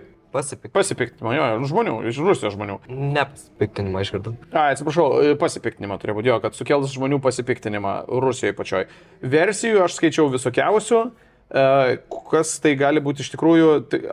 Kaip čia pasakyti, gal tiesiog pasakysiu taip, aš savęs neklausyčiau, jeigu man reikėtų, versijos, kas čia gali būti. Nes versijų yra visokių, versijų aš skaičiau visokių, bet jeigu vėlgi, jeigu reikėtų statyti į klausimą, nes ar kaip, jeigu tiesiog reikėtų totaliai mesti tamsoj spėti, ar ne, ar čia išeis į naudą Ukrainai, ar blogiau bus, aš esu linkęs tikėti iš visų spekulacijų, kurias aš skaičiau, ne iš visų apskritai egzistuojančių, bet iš visų, kurias aš skaičiau, kad manau, kad ukrainiečiai šitą panaudos savo naudai, šitą šturmą. Tai ir tikiuosi, kad taip ir bus. Tai tiek galiu pasakyti. Kaip tavo nuomonė baigsis karas Ukrainoje ir ar po jo galėtų kilti didesni konfliktai regione ir kaip po karo pasikeis Rusija? O, Jezu, čia dar sudėtingesnis klausimas. Nežinau, neįsivaizduoju. Aš tai, nežinau, tai, kad Rusija tiek laiko tasosi tame Ukrainos rytuose, man kaip ir sufleruoja, kad jų kariniai pajėgumai yra gana šūdas, atsiprašant. Iš esmės. Tai nežinau, kokie tolimesni developmentai. Tai, nežinau, reikia kažkaip konsoliduoti šį karą, nekonsoliduoti kažkaip. Laimėti, užbaigti, nežinau, susitart, neįsivaizduoju, koks turėtų būti to sprendimas. Reikia priimti visas tas šalis, kurios yra pastoviai manipuliuojamos Rusijos ir pastoviai puolamos Rusijos, reikia jas priimti po NATO skėčių. Ir, paprasčiausiai reikia parodyti tai šaliai ir jos vadovams, kur yra jų vieta, ir apskritai, tai ten, kad būtų kažkas ten normalaus, tai ten tiesiog tai šaliai reikia revoliucijos, nes, ten visa sistema yra supuvus nuo viršaus iki apačios, ten netgi, aš tikiu, kad netgi, jeigu tą patį Putiną paimtum ir šautum kuriam nors iš jų, iš jo tų vadinamųjų ralių, aš manau, kad ten tiesiog kitas žmogus atsistotų ir visiškai tvarka būtų nepasikeitus. Tai, nežinau, negaliu pasakyti, tikiuosi, kad Tikiu, kad Ukraina su mūsų visų pagalba gali laimėti. Ir kaip tu laimėjimą apibrėži? Ar tai yra visas išvarimas iš visos teritorijos, įskaitant Krymą, ar iš visos teritorijos be Krymo? Kaip? Norėtųsi, aišku, visa teritorija galima. Bet, kaip čia pasakius, norėtųsi, aišku, visos teritorijos, bet iš esmės, aš manau, kad čia pats svarbiausias sentimentas yra ko nori ukrainiečiai. Tiesiog reikia klausti, ko nori ukrainiečiai. Tai to, ko jie nori, aš to jiems ir linkiu ir tą ir linkėčiau pasiekti. Ir aš tikiu, kad jeigu jie ir užsibrėžia kažkokį tai tikslą, tai su mūsų pagalba jie tą tikslą pasiekti gali. Aš noriu to tikėti. Tai, o ar tai yra išvaryti iš rytų, bet be Krymo, ar tai yra išvaryti iš visur ir su Krymu, ar tai yra, hebra, žiūrėkit, atiduodam viską, kas jau yra užkariauta ir tada persibrėžiam naują sieną, bet tik persibrėžę naują sieną iškart įstojam į NATO, tai čia jau yra jų pasirinkimas, nes teoriškai turbūt būtų įmanomas ir toks variantas, ar ne, kad pasimkit viską, ką užsikariavot, bet tada mes, tas, kas liko, mes patenkam į NATO ir tada palei tą naują liniją mes prisistatome šitų nasamsų ir viskas, ir jūs mūsų nebegalit pulti, nes mes NATO šalis, užpulsit mūsų naujai nubrėžtą teritoriją, tada jūs kariaujat su visom NATO šalim. Toks irgi turbūt, kad teoriškai įmanomas yra scenarijus, bet ar to nori ukrainiečiai, nežinau, aš abejoju. Labiau de facto pralaimėjimas būtų. Iš esmės taip, bet čia, sakau, tai vėlgi, čia turbūt reikėtų klausti, ko nori ukrainiečiai, tai jeigu jie sakytų, kad gerai, jau tie regionai, kurie yra užkariauti, jau ir ten ir taip yra sumalti į nieką ir yra praktiškai nebeapgyvendinami, o čia mes nebenorim ten Kyjeve, taip toliau ir panašiai, kad mums raketom lytų ant galvų, tai gal mes galim taip padaryti. Aš sakau, kad čia turbūt būtų, čia pralaimėjimas būtų iš tos pusės, kad Rusija laimi tas žemės, kurias jie užsiėmė, bet tada ukrainiečiai teoriškai gali iškeisti tai į laimėjimą būt NATO ir saugumą likusiai Ukrainos teritorijai. Nes dabar kaip ir iš esmės visa Ukrainos teritorija yra nesaugi, nes tau gali bet kada tiesiog šiaip raketom pradėti lyti. Tai tuo aspektu tai yra laimėjimas. Tai aš aišku nesiūlau šito varianto, aš tik sakau, kad čia vienas iš galimų, nes pats geriausias, tai aišku, kad mes visi sakom ir aišku, kad tai logiška, kad pats geriausias yra tiesiog viską atsikariauti, kiek tikim, iš visus juos išvaryti ir tiesiog viską atsikariauti. Ir kitas dalykas, yra svarbu dar suprasti, kad čia va visokie irgi puidokai ir tratai, ar ne, ten signalizuoja, kad reikia taikos, ar ne, mes čia taikos koalicija, mes čia norim taikos. Tai mane labai nervina šitas dalykas, mane labai nervina šitas sentimentas, ir nes ko jie nesupranta, kad tai visų pirma, tai čia ne mes turim norėti taikos, o ukrainiečiai turi, iš esmės, čia net nežinau, net nesiekti jos. Esmė, kad nesmė, ko mes norim, esmė, ko nori ukrainiečiai ir kitas dalykas, aš tau duodu galvą nukirsti, kad ukrainiečiai nenori taikos, ukrainiečiai nori teisingumo. Nes yra du labai skirtingi dalykai. Yra taika angliškai, kaip taika angliškai. Yra peace ir yra justice. Yra du žiauriai skirtingi dalykai. Tai jeigu ukrainiečiai norėtų taikos, ta prasme, kad tiesiog jiems nelytų toliau raketom ant galvų ar ne, tai jie sakytų, atiduodam, ką čia nusipjovėt, prašau, ir tada, pavyzdžiui, kaip absoliutus hipotetinis. Tai, ką jau esate atspjovę, pasimkit, įdėkit į Rusijos sudėtį, atšveskit ten, nežinau, prikabinkit vėliavų. O čia, kur yra nauja mūsų siena, mes įstojame NATO, palei tą sieną prisistatom antiraketinių, Amerikos, tarkim, antiraketinių, Amerikos ir vokiečių, anti-oro apsaugos susistatom. Ir mes tada ramiai gyvenam, ten praradę 30% savo šalies, bet tipo mums nebelyja ant galvų. Tai čia būtų taika. Nes čia būtų taika, nebelyja raketom ant galvų, ar ne? Bet aš tai manau, kad, aš dedu galvą, kad ukrainiečiai nenori taikos, jie nori teisingumo. Ir aš manau, kad tai yra visiškai validus noras ir kad aš manau, kad mes visi to norėtumėm jų situacijoje. Jie nori teisingumo. Jos užpuolė, jos atpjovė, jų šalies dalį atpjovė, juos išpjovė, jos išžudė. Tai aišku, kad jie nori teisingumo. Tai va, aš ir sakau, kai mane nervina, kai tokie visokie ten puidokai, mes už taiką. Žiūrėk, seni, tavo taika dabartinėje rinkoje yra nereikalinga, jos nieks neperka. Nieks neperka tavo taikos. Jeigu rusai norėtų taikos, jie tiesiog valentų iš ten, atsiprašant už rusišką žodį. O jeigu ukrainiečiai norėtų taikos, tai jie turbūt, kad tartusi gerai, pasimkit žemės, bet nebešerkit mūsų raketom. Bet jie taip nesitarė, nes nieks nenori dabar pirkti taikos. Tai vat mane nervina, tai toks puidokas siūlo taiką, niekam jiems nereikia. Jiems reikia teisingumo ir aš tą visiškai suprantu ir aš sutinku su jais. Taip. Tutkus, aš manau, kad su Kremlium saitų turi puidokas ir tratas, neturi tam jokių įrodymų, bet manau, kad Tutkus neturi. Prasigėręs tiesiog. Manau, kad jis tiesiog yra. Manau, kad tiesiog pas jį yra 50% skysčio organizmo, skysčio yra degtinė ir viskas. Taip aš manau. Kaip vienas žmogus, kurį kalbina Laisvės TV. Ten alus pas jį, ar tu apie ką? Tu apie Mazuronį? Pas Mazuronį 50% yra alus. Bet Mazuronis sakė, kad jisai pusę litro gali vienu prisėdimu padaryti teisingai, jeigu neklystu, pusę litro. O pusė viso kūno organizmo skysčių pas Tutkų yra, mano nuomonė, man taip atrodo, yra degtinė. Taip, tai jisai, man atrodo, jis yra su Kremliumi, jis tiesiog yra prasigėręs ir kvailas. Dar paminėjai variantą taikos, kad ką jūs jau ten užkariavo, tą pasilikit. Čia aš tik tai išmetu visiškai teoriškai. Jo. Bet pavyzdžiui, rusai tikrai nenurimtų, kol jie neužkariaus pilnai Luhansko, Donetsko šitų apskričių. Jo. Kaip manai, ar tiesiog pasiliktų siena tokia, kaip dabar yra fronto linija, ar tu manai, kad jie jau ten paspaustų, kad jau atiduokit visą Luhansko, Donetsko? Tai aš nežinau, kaip jiems ten sekasi, nes aš turėjau kažkaip tokį supratimą, kad Luhanskas su Donetsku ten jau smarkiai yra nuimti. Jo, bet, žinai, ne visiškai pilnai, o idėjiškai reikia visiškai pilnai.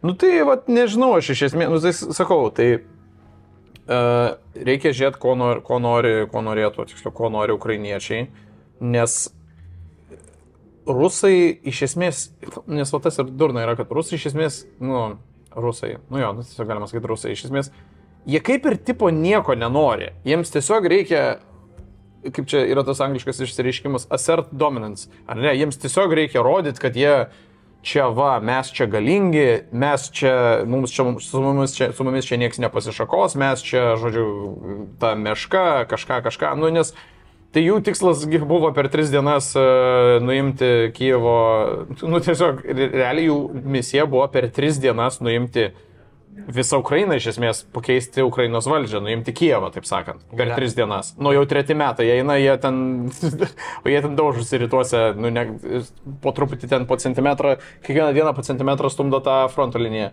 Tai jų tikslas jau iš esmės yra ir neegzistuojantis, ir neaiškus, ir kokie jų norai yra, nu, mesgi kaip ir nežinom, nes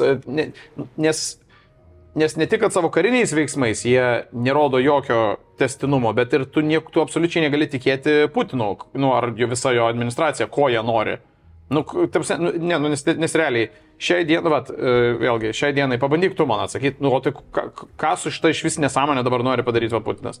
Taigi tau bet kuris analitikas pasakys, kad tai, ką jis dabar daro, čia tiesiog yra šūdas, nesąmonė, nu, kas čia vyksta. Aišku, aš dar mažesnis ekspertas negu jūs. Aš manau, kad jie jau dabar tikrai nebegali užkariauti visos Ukrainos. Bet bent jau paversti ją į no man's zone. Nu, toks tai buvo nei man, nei tau, jo, nu, va čia geras, nu, čia, tai turbūt, nu, bet tai kas tai yra, nu, nesąmonė, nu, ką tu čia darai? Tiesiog darai žemę kaip sakoma, nevaisingai ir viskas. Nu, nei žmonės gyventi ten gali, nei žemės, nu, iš viso, apie ką mes šnekam. Nei tų žemių reikia Rusijai. Taip, Rusija yra kokia didelė pusė pasaulio yra apsikabinus. Ir visi yra susicentralizavę vakarinėje jos pusėje, o paskui visur šalta ir nieko nėra. Nu, tai kam jums reikia šito žemės? Tai esmė, kad, nu, patys rusai iš esmės neturi jokio tikslo niekam. Tai sakau, tai aš kai kalbu apie tą hipotetinį scenarijų, nu, tai aš tiesiog, žinai, kalbu apie tai, kad, tipo, Rusija pati turi suvokti, kad, nu, kaip ir jie patys suvokia, aš manau, kad jie suvokia tai, kad tai, ką jie čia daro, tai yra tas toksai pasaulinės hegemonijos ir pasaulinės galios, tiesiog pasaulinės jėgos galios demonstravimas. Ir jie negali atsitraukti dabar, nes jeigu atsitrauks, tai jie tada, nu, bus pažeminimas, nes jie čia kaip ir skaitysis pralaimėję. Laimėti jie nieko negali, nes, nu, jie akivaizdu nieko negali laimėti. Jie per 3 dienas žadėjo pasimti Kijevą, tai jie jau 3 metus užsikasę yra Donbase. Tai tada toks maždaug, nu, tai ką daryti? Tai tiesiog tas konfliktas ten pastoviai yra ir bus ir yra užsišaldęs. Nu, gerai, tikiuosi, kad nebus, bet šiuo metu toks, kur tiesiog tas konfliktas ten yra. Jis vyksta, jisai lėtas, jisai toksai, atsiprašant, šūdinas ir, nu, jie neturi kaip ir iš esmės jokių konkrečių objektyvų, kaip tik tai lykim raketom, stumkimės į priekį, lykim raketom, stumkimės į priekį, nu ir kažkas, gal kažkas kažką sugalvos. Tai aš manau, kad jie neturi ten kažkokio konkretaus, kad mums reikia būtinai, kad Luhanskas su Donecku būtų ten iki tos numatytos sienos. Ne, aš tiesiog sakau, kad gal yra kažkoks tai scenarijus ateityje, kad, nu, aš jo nesiūlau, bet sakykime, kad, pavyzdžiui, pasakys, žiūrėkit, va ten, kur dabar esat, nusibrėžiam naują šitą mes sieną, pasimkit jūs ten visą tą, ką jūs ten išsitaškit ir sprogdinot ir minom užsodinot, nes plus dargi žinai, kad frontas kai eina, tai ta žemė ten, net jeigu Rusija išvažiuotų, šiandien tai tas visas gabalas ten apie 10 metų būtų neapgyvendinamas, nes ten yra minų, raketų visokių, kur, nu, reikėtų labai nuodugniai išvalyti visą tą žemę iš šiaip karinio, nu, dabar ta visa žemė, kur yra užkariauta, ir jinai yra absoliučiai karinės stadijos. Tai vien tas šiaip būtų ta žemė nenaudojama apie 10 metų, ten nieko negalėtum veikti, nes ten turėtum numinuoti ją visą. Tai, nu, 10 metų, net nežinau, čia iš užpakalį ištraukta, gal daugiau, gal mažiau, bet kažkiek daug metų. Tai, nu, sakau, tai čia toksai visiškai hipotetinis, kur nusibrėžiam naują sieną. Jūs darykit tą žemę, ką norit, nors ant savo pačių minų užlipkit, mums nerūpi. Bet tada mes jums atiduodam, jums nebereikia šitos nesąmonės daryti, kuri jums neneša jokios naudos. Nu, nes tas karas, nu, ir pačiai Rusijai iš esmės jis neneša jokios naudos. Absoliučiai. Tai jie ir tų objektyvų jokių neturi aiškių. Tai o ukrainiečiai galėtų, pavyzdžiui, kaip mainais į tai sakytų, pasimkite tą, kad užsikariavot, bet mes iškart šiandien įstojame į NATO. Iškart, nu, ten iš serijos susitarę su NATO, susitarę su visom šalim. Ir jau viską, nu ir vat, tada maždaug uždaryti visą tą konfliktą, uždaryti tą karą ir iš esmės, kad, nu sakau, nu čia ką jau sakiau, ką jau kalbėjau, kad toks galėtų iš esmės būti sprendimas, jis yra prastas, jis yra taikos sprendimas, jis nėra teisingumo sprendimas ir Ir aš aišku nesiūlau, ir čia visai, manau, ne tai, ko ukrainiečiai norėtų. Ir viskas, o rusai, atsakant į tą klausimą, kurį čia ilgai jau valioju, bet rusai, aš manau, kad jie neturi jokio tikslo su šitą nesąmonę savo. Nėra jokio tikslo. Tai ir nemanau, kad ta siena, tai ir nemanau, kad jie yra nusimatę sieną, kurią jie norėtų turėti. Aš, tiesiog nemanau. Geriausiu atveju jie gal ką norėtų tikrai, vienintelis toks sienos elementas, kurį jie tikrai norėtų turėti, tai aš nebejoju, kad jie nori turėti Krymą. Nes ten atostogauti varyti yra krūtai. Ir laivyno bazė. Nes jo, laivyno bazė ir ten šilta, ir yra paplūdimiai, ir yra priėjimas prie Juodos jūros, ne? Taip. Tai tai tą jie turbūt nori turėti, logiška turbūt, nes ten tiesiog yra kieta vieta, šiaip ten kieta vieta. Geografiškai ten yra, kaip čia pasakyti, ir turistiškai naudinga, ir militariai naudinga, ir taip toliau ir panašiai. Bet tas Ukrainos, tie rytai, iš vis ne prie ko, tiesiog ne prie ko. Tai va, tai gal tą vietą jie apatinę gal jie nori pasilikti. Tai nebent ten dar galima sugalvoti kažkokį tai per rytus einantį, per Donbasą ir Luhanską einantį šitą, kaip čia pasakyti, kelią, kad aprūpint tą regioną, gal tokį gali norėti turėti, nežinau, bet iš esmės aš manau, kad jie tiesiog neturi jokių objektyvų normalių, nes visas šitas karas jų pradėtas yra totali nesąmonė ir tai, kad jie toliau jame kapstosi šiaip savo yra totali nesąmonė ir jie tiesiog ten siunčia savo žmonės mirti ir viskas. Labai gerai Algis pastebėjo, kad tikrai labai vakarietiškai žiūri, nes tu bandai surasti racionalumo rusuose. Aš sutinku visiškai jo. Ne, bet tai aš ir gal ir kaip tik ir aiškinu, kad net ir aš manau, aš vakarietiškai labai žiūriu visą šitą, bet net ir aš manau, kad nėra jokio racionalumo šitam. Rusai net neturi, aš manau, kad jie neturi jokios objektyvos nusimačiusios. Aš dabar skaitau, dar ne visiškai pabaigiau. Yra dar iki karo parašyta, man atrodo, autorės vardas Catherine. Jinai buvo New York Times gal korespondentė Maskvoje. Bet žodžiu, toks knyga Putino žmonės ir kaip KGB įsigalėjo vėl štai Rusijai. Ir ten labai minima, kad Putino ir jo žmonių rato tikslas yra atkurti Rusijos imperiją. Tai Rusijos imperijos sudėty, man atrodo, turėtų būti visa Ukraina, ar ne? Ukraina, visa Baltarusija, Lietuva, Latvija, Estija, tačiau tikslas yra labai aiškus. Ir kai tu sakai, kad Rusija yra taip didžiausia pasaulyje, tai jiems tai neįdomu. Aš suprantu, kad Putinas gali turėti užmojį ten atkurti, aš suprantu, kad Putinas gali turėti tikslą, ten kažkur apie save nusipiešęs sąsvinį, kad atkursiu Velykąją Rusiją. Bet, ta prasme, tiesiog su dabartiniais karo šito pasiekimais, gal vadinkim taip, ar progresu, tai čia turbūt ateina tas mano vakarietiškas racionalumas. Tu, matydamas šitą karą, Putino vietoj sėdėdamas, tu turi suprast, kad seniai, it ain't gonna happen, sorry. Bet čia, tu turbūt pritarsiu, čia turbūt tas Kalgis sako, kad aš labai racionaliai žiūriu į tai, kad Putinas paims, pažiūrės ir supras, kad, man nepavyks. Ne, jis tikriausiai yra, the rusas, kuris galvoja, kad ne, mums vis tiek pavyks. Tikriausiai taip. Gali būti jo. Tada aš absoliučiai sutinku ir su tavo mintim, autorės išsakyta, ir su Algio mintim, kad aišku jo, žiūriu per labai racionalų objektyvą, kas tikrai nėra būdinga jokiam rusui. Dar noriu pasakyti, visi vatnikai, kurie žiūrit, ir ten troliai, prašau, parašykite savo nuomonę komentarą, man džiauriai komentarai padeda būsino video. Kaip vertini Rusijos visuomenės reakciją į karą Ukrainoje ir ar matai pokytį jų požiūrėje? Čia labai paprastai galima pasakyti, vertinu neigiamai ir nematau jokio pokyčio. Aišku, ten represija, propaganda, visi kiti elementai, kurie tą egzasorbuoja, nežinau, nes kas būtų lietuviškas žodis, kai tą smarkiai padidina, paspartina, hiperbolizuoja visą tą efektą. Bet čia ir tai, aš jau jiems labai daug kreditų daviau, nes aš tai manau, kad ten, aš jau esu sakęs, kad man tai Rusija atrodo kaip tiesiog yra nereikalinga šlapimo bala, tai šitam pasaulyje. Ir tiesiog, ten gyvena tokie žmonės, kuriems arba dzin, arba nerūpi, arba jie palaiko, arba, vertinu blogai ir nematau aš jokios vilties tiem žmonėm. Pardon.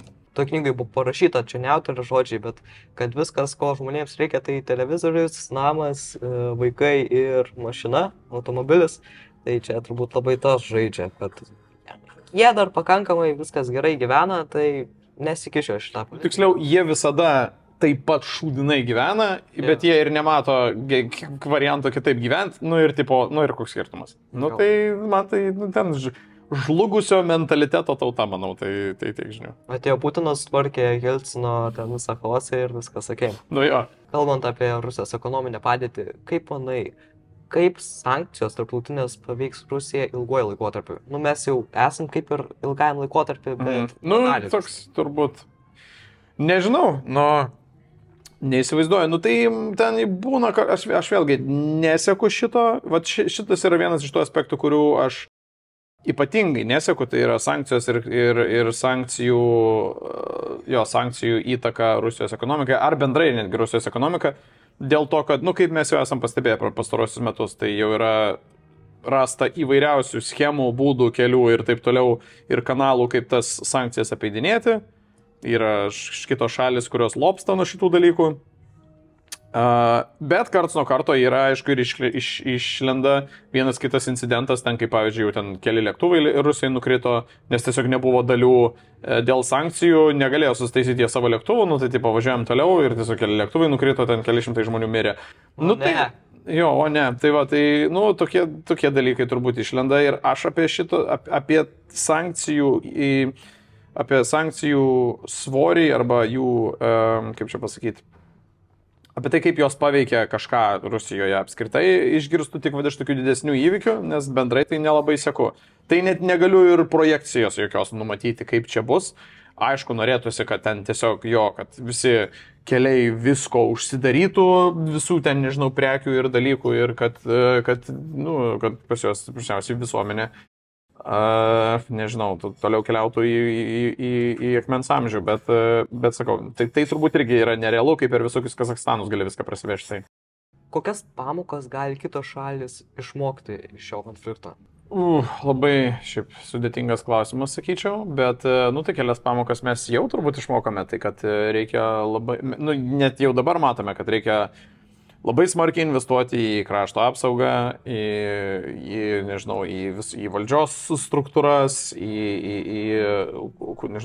kultūrinį tą tokį sąmoningumą, į žmonės, tai tokios pakankamai nekonkrečios, sakyčiau, mano įžvalgos būtų šiuo klausimu, bet svarbiausi dalykai, bent jau man taip atrodo, kad svarbiausi dalykai ir svarbiausi pokyčiai, kurie jau turėjo būti seniai padaryti, tai bent jau yra dabar daromi, nes žmonės yra sujudinti karo ir, tai mes tad pakėlėm ir slėptuvių klausimą, ar ne, ir krašto apsaugos klausimą, ir šitą, bendrai krašto apsaugos klausimas tai labai platus, bet iš esmės, kaip apsisaugoti kaip antioras, taip toliau ir panašiai, žodžiu, tai bent šitie klausimai visi yra pakelti, tai dėl to reikia pasidžiaugti ir čia dalykas, kurį mokosi, atrodo, šalis dėl šio konflikto, tai bent tiek.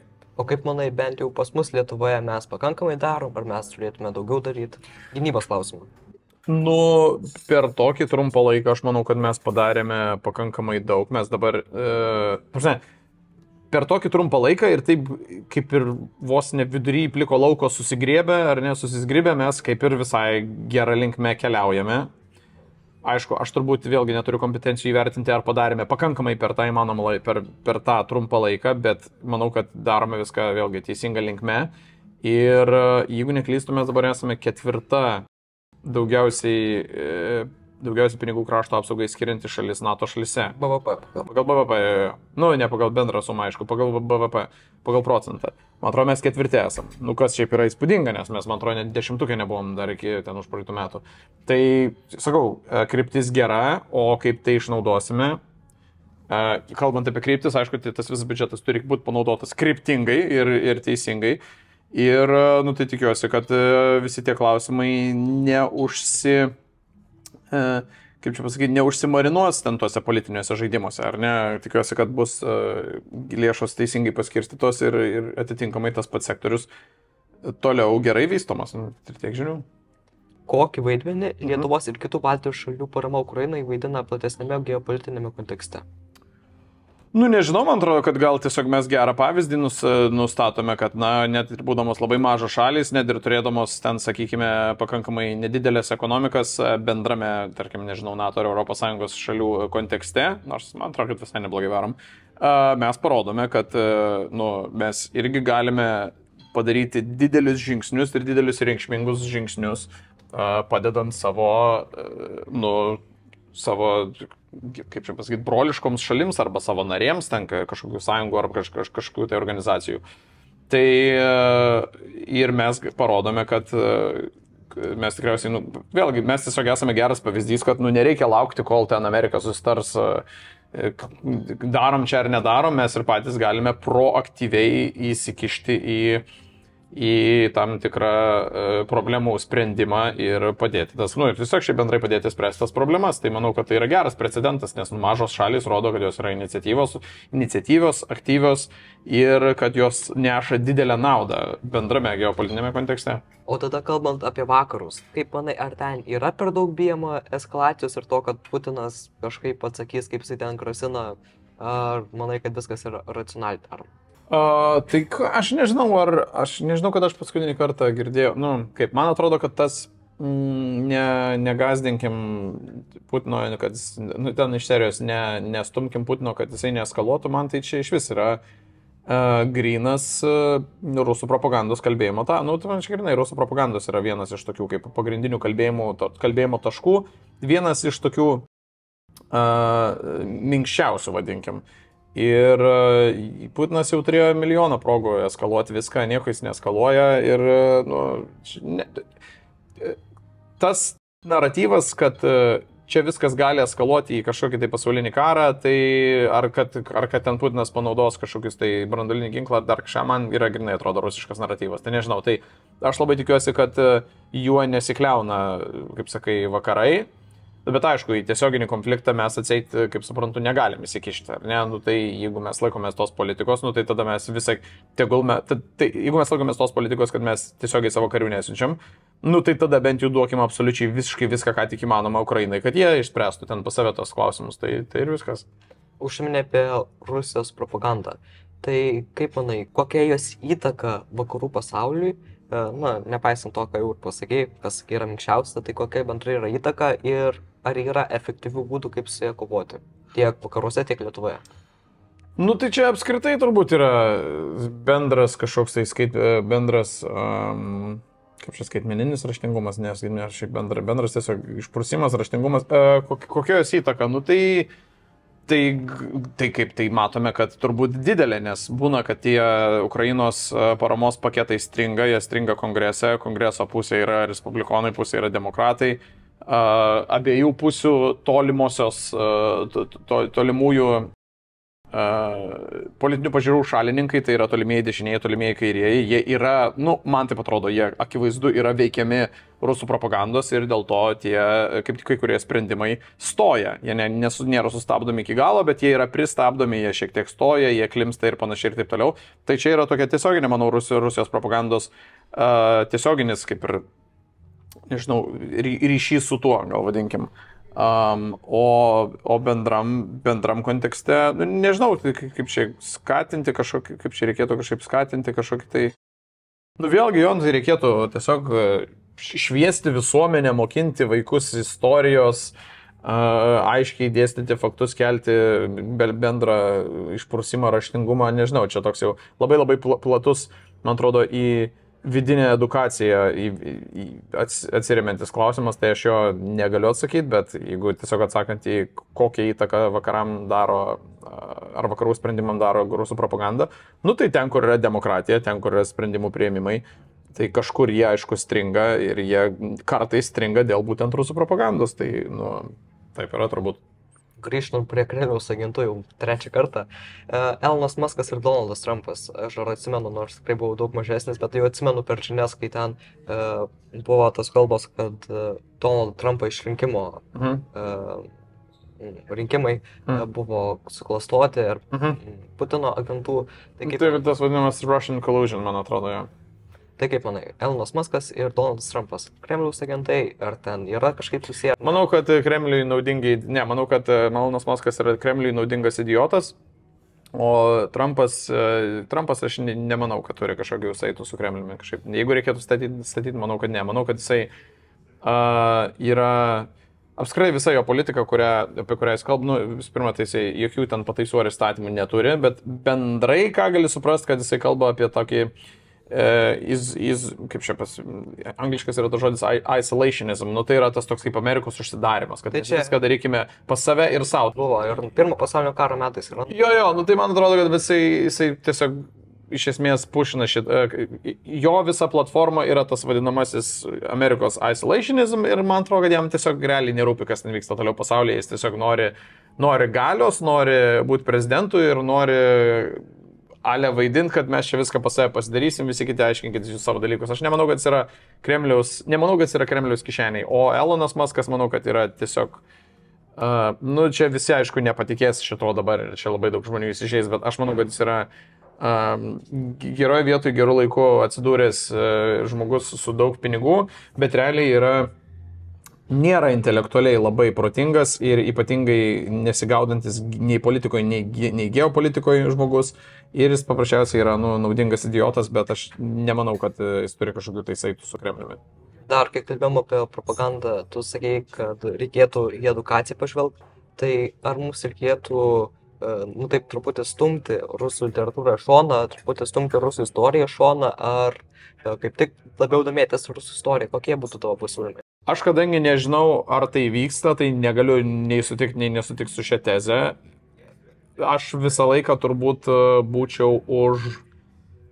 Aš tikriausiai visą laiką būčiau už, žinokim kiek įmanoma daugiau istorinio konteksto. Pažinkim kiek įmanoma geriau savo, nežinau, ir allies ar ne, ir draugus, ir priešus. Turbūt, kad daugiau informacijos ir geresnis pažinimas ir geresnis žinojimas mums, nepakenks. Aš kaip ir, pavyzdžiui, buvau tos nuomonės, kad aš, pavyzdžiui, nieko neturiu prieš rusų kalbą, kaip kalbą. Tai aišku, yra driveris jų propagandai, yra driveris jų kultūrai ir taip toliau ir panašiai. Bet, pavyzdžiui, aš nemoku, pavyzdžiui, rusų kalbos. Aš suprantu truputį, bet kalbėti nemoku. Aš, pavyzdžiui, norėčiau idealiai mokėti rusų kalbą, tai aš tiesiog suprasčiau, ką aš šneka. Kas būtų bet kokiu atveju visiems naudinga. Tai tada aš manau, kad turbūt, kad geriau turbūt yra pažinti juos geriau, negu nežinot, kas jie yra ir kas tai per gyvulys ta Rusija ir kas tai per gyvūnai yra tie Rusijos žmonės. Tai turbūt, kad taip, bet aišku, vėlgi tada reikia pasakoti teisingą istoriją, o ne tą, kuri dabar yra dėstoma Rusijos mokyklose. Laikyk savo draugą ir taip, bet priešą dar. Galima ir šitą klišę naudoti taip. Einam prie paprastesnių temų, jau pabaigai tik kelis klausimus turiu. Pasibaigė olimpinės žaidynės. Kaip vertini prancūzų organizavimą ir mūsų lietuvių pasirodymą? Man atrodo, kad lietuvių pasirodymai visai kaip ir neblogi, nes, man atrodo, mes ten pagal bendrą tą vardiklį pralenkėm labai nemažų šalių. Tai man atrodo, kad, kaip aš vertinu gal dzin, man atrodo, kad mūsų Lietuvos olimpinis komitetas įsivertins, kaip jiems pasisekė ir man atrodo, kad tas vertinimas yra neblogas. Tai, kas yra labai džiugu, plus dar matome, kad turime atletų, kurie turi potencialo ir ateityje gerai pasirodyti. Tas pats Mykolas Alekna, kuris, aš tikiu, dar pasiims kokius 3 auksus. Ir cool, nežinau, visai cool, tik tai aišku gaila, kad Lietuvos krepšinio rinktinė nepapuolė. Iš kitos pusės aš nesitikėčiau, kad mes būtumėm turėję šansų laimėti bent kažkokį medalį su šios olimpiados sudėtimi. O kaip organizavo prancūzai, tai čia turbūt, aš kadangi ten nebuvau, tai negaliu pasakyti. Aš kiek žinau, buvo labai daug pykčio dėl atidarimo, nemačiau jo ir paskui sakė, kad uždarimas buvo geras labai. Nemačiau jo, tai nežinau. Ir dėl breiko, kaip manai, ar jisai sugrįž kitais metais? Tas olimpinis. Ne, aš žinau, kad jo nebus kitais metais. Jo nebus. Gerai. Čia 100% jo nebus. Iškirpsim šitą.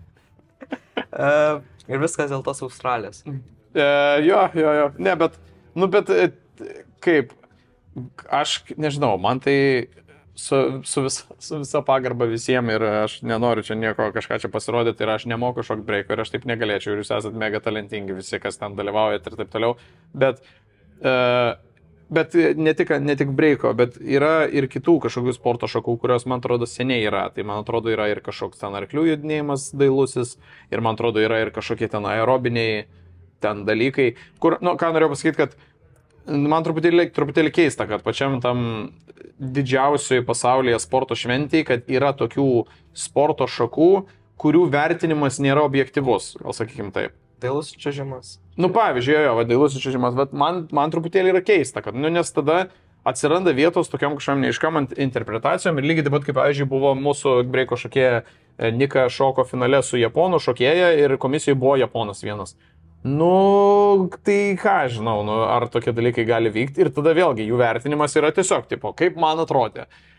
Nu, tai, nežinau, kai mes kalbam apie krepšinį, nu, tai taškus įmeti, kai mes kalbam apie lanką, nu, tai šaunį į taikinį, kai mes kalbam apie bėgimą, nu, tai prabėgi laikui. Nu, tarsi, viskas yra labai objektyvu, labai aišku, labai pamatuojama, bet kai yra įtraukiamas kažkokios sporto šakos, kur ten maždaug, nu, gal gražu, gal negražu, tai aš manau, kad visų tokių, tai mano atvirai, aš manau, kad visų tokių sporto šakų turėtų nebūti.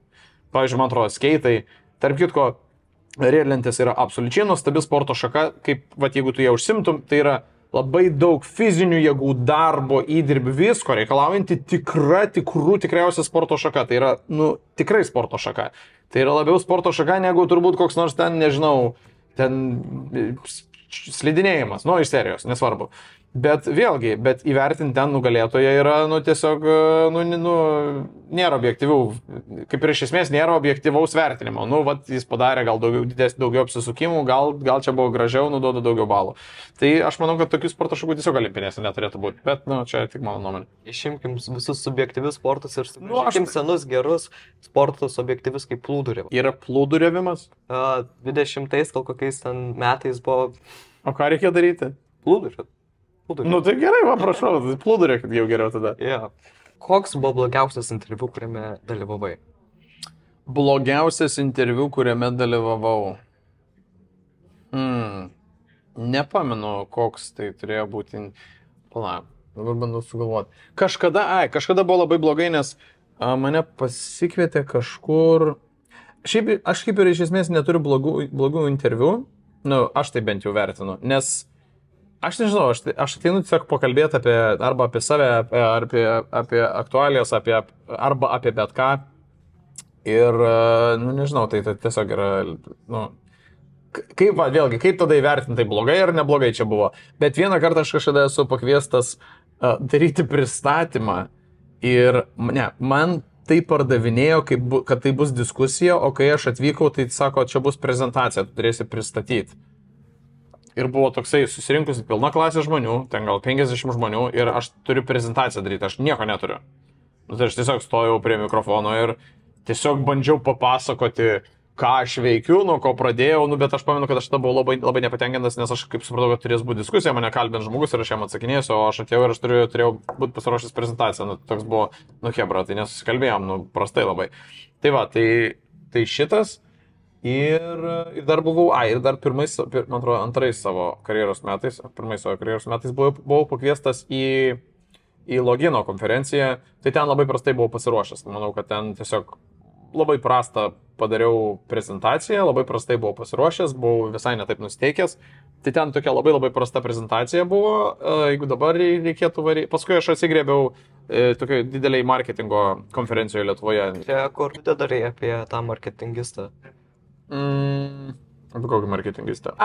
Jo, palaminties pirkliai čia, man atrodo. Ne, tai sakau, ne šitas ten buvo, tai buvo konferencija tokia marketingo. Tai sakau, esu turėjęs Loginę vieną kartą, esu pristatinėjęs ir turėjęs blogą prezentaciją ir tada esu į kažkurį universitetą varęs į diskusiją, o iš tikrųjų atvaręs į prezentaciją ir tada buvau labai nepatenkintas. O šiaip tai visi būna daugmaž pasisekę. Tiksliau, nedaugmaž pasisekę, visada būna viskas gerai, nes aš atsirenku, į kuriuos varyti. Aš daug atmetu, daug kur nevarau, tai jeigu aš suprantu, kad atvarysiu kažkur, kur ar aš neturiu kompetencijų išnekėti, ar aš neturiu ką pasakyti tą temą, tai aš ten tiesiog nevarau, tai viskas. O kaip pasvarbėti tada nuai? Tai tada, nes jis tada dar nebuvo nacis. Jis tada buvo kažkoks perspektyvus jaunas bičiukas, kuris ten futbolą žaidė ar kažką ir jis ten jau po truputėlį dipino į į kažkokius tai į internetinį turinį ir aš pažiūrėjau, kad pas jį podcastuose buvo nuėjęs Jonas Nainys, buvo nuėjęs Mantas Bartuševičius ir aš galvoju, tai okei, čia normali publika renkasi. Ir tarp kitko, kai su juo aš šnekėjau, tai jo klausimai man užduoti, tai visiškai normalus buvo, mes visiškai normaliai pašnekėjom. Ir tada maždaug po ten, nežinau, kelių mėnesių jisai jau šnekino Lobovą ir šiaip tiesiog buvo nacis idiotas ir ten tipo pirk mano coachingą. Jis pasirinko tokį, tada, kai aš pasijėjau, jis toks nebuvo, bet yra jokinga, man yra jokinga prisiminti, kad, cool, aš iš tikrųjų buvau su naciu tiesiog ir jam daviau intervą, bet ką padarysiu. Ir paskutinis mano klausimas, koks buvo 14-metis Paulius?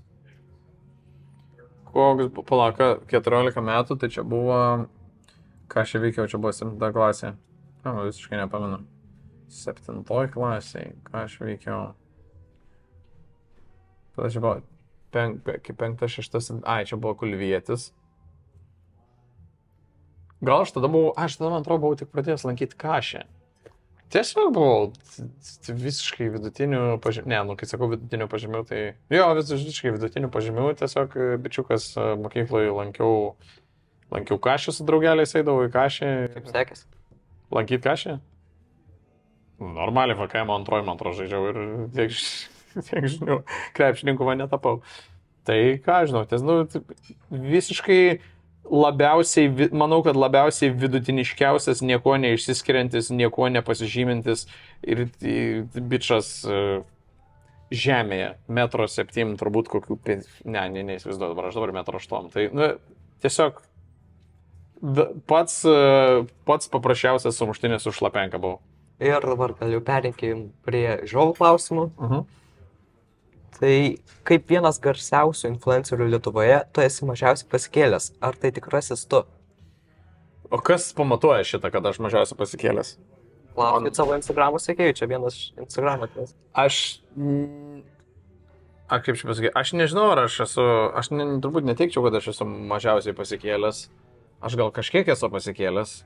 Tai, aš nežinau, šiaip keista tezė. Aš toks esu, bet aš gal tiesiog nežinau, dėl ko aš turėčiau būti pasikėlęs. Aš turbūt, kad esu kažkiek pasikėlęs, nes mes visi esame kažkiek. Sunku vertinti.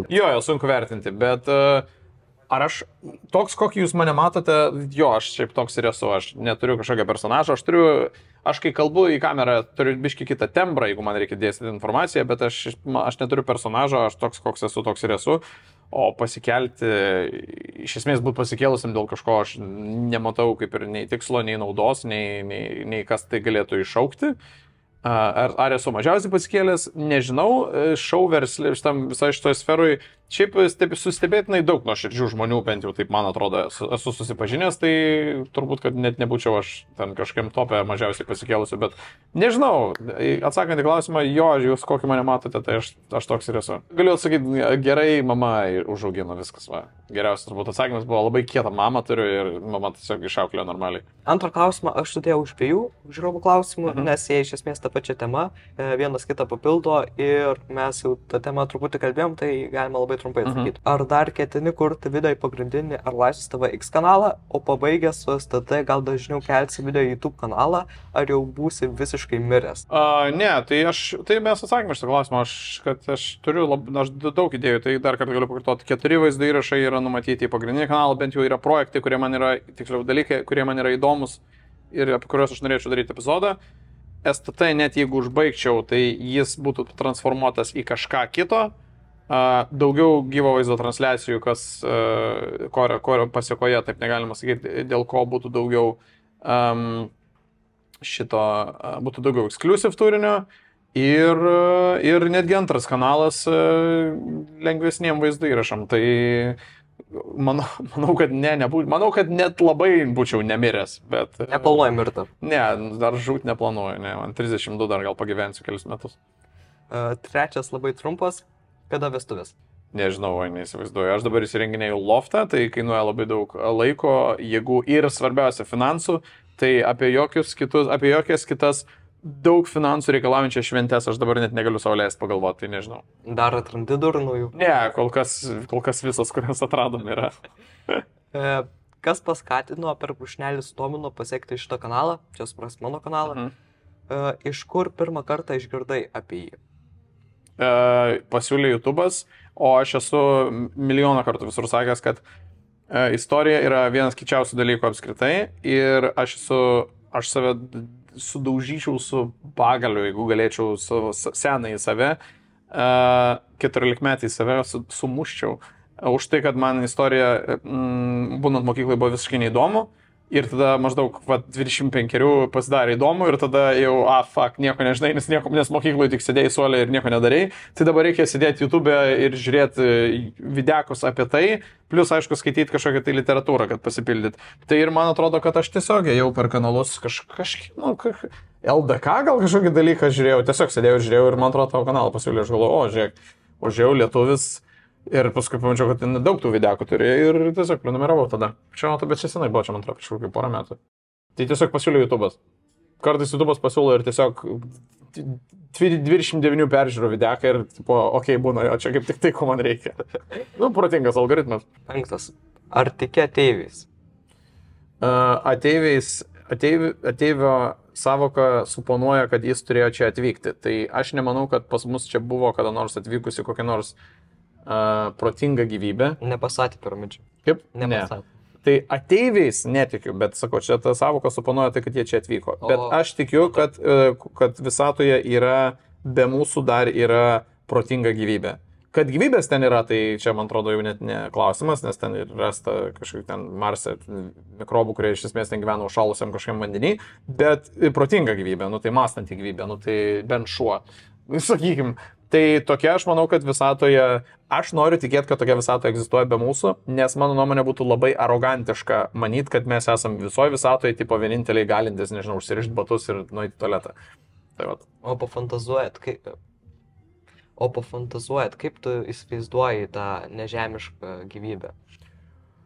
Oi, neįsivaizduoju. Čia labai daug, kad susidarytų mūsų žemė ir jai tiksliau gyvybei palankios sąlygos, tai ten manau, kad turėjo tiesiog sukristi labai daug atsitiktinių dalykų į vieną ir taip jau išėjo. Tai negaliu tikrai pasakyti, kokia jinai gali būti kažkur kitur, tai čia tik tai yra mano spėjima. Čia žinai kaip tas bairis, kur tipo mūsų tipo, žmogaus ūgis, nors aišku mes visi pakankamai smarkiai skiriamės, ten ūgio diapasonas gali būti labai didelis, aišku, jeigu ten vidutinis, bet vedant, tarkim, viso pasaulio vidurkį, tai jis ten daug maž plus minus the same, sakykim, kad ten vyras yra vidutiniškai 1,8 m, čia visiškai iš užpakalio, aišku, kalbu, bet ten moteris, tarkim, 1,6 m.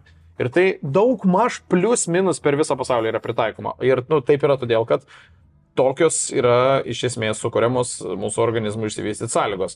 Tai jeigu, pavyzdžiui, mūsų būtų žemės trauka didesnė arba mažesnė, tai mūsų jau kaulų struktūra, jau mes augtume visai kitaip. Pavyzdžiui, mes gal būtume daug aukštesnė arba daug žemesnė. Suprantate, ką noriu pasakyti? Tai kokia ta kita kažkokia protinga gyvybė ar apskritai vaikščianti gyvybė yra kažkur kitur, priklausys nuo to, kokios ten bus sąlygos. Gal jie ten gal jie ropoja ant 6 rankų, gal jie yra po 4 ir 9 metrus, nes ten pas juos gravitacija tokia ir tokia ir atrodo visiškai kaip mes, tik tai labai dideli. Gal iš vis, nežinau, neįsivaizduoju, yra įdomu pafilosofuoti apie tai, bet iš esmės tokia gaunasi kaip ir kažkokia astrobiologija ir aš neturiu tame kompetencijos ir tai absoliučiai priklausytų nuo tos terpės, kurioje auga ir kurioje susidaro ta gyvybė, kokia jinai galėtų būti. Tai nežinau.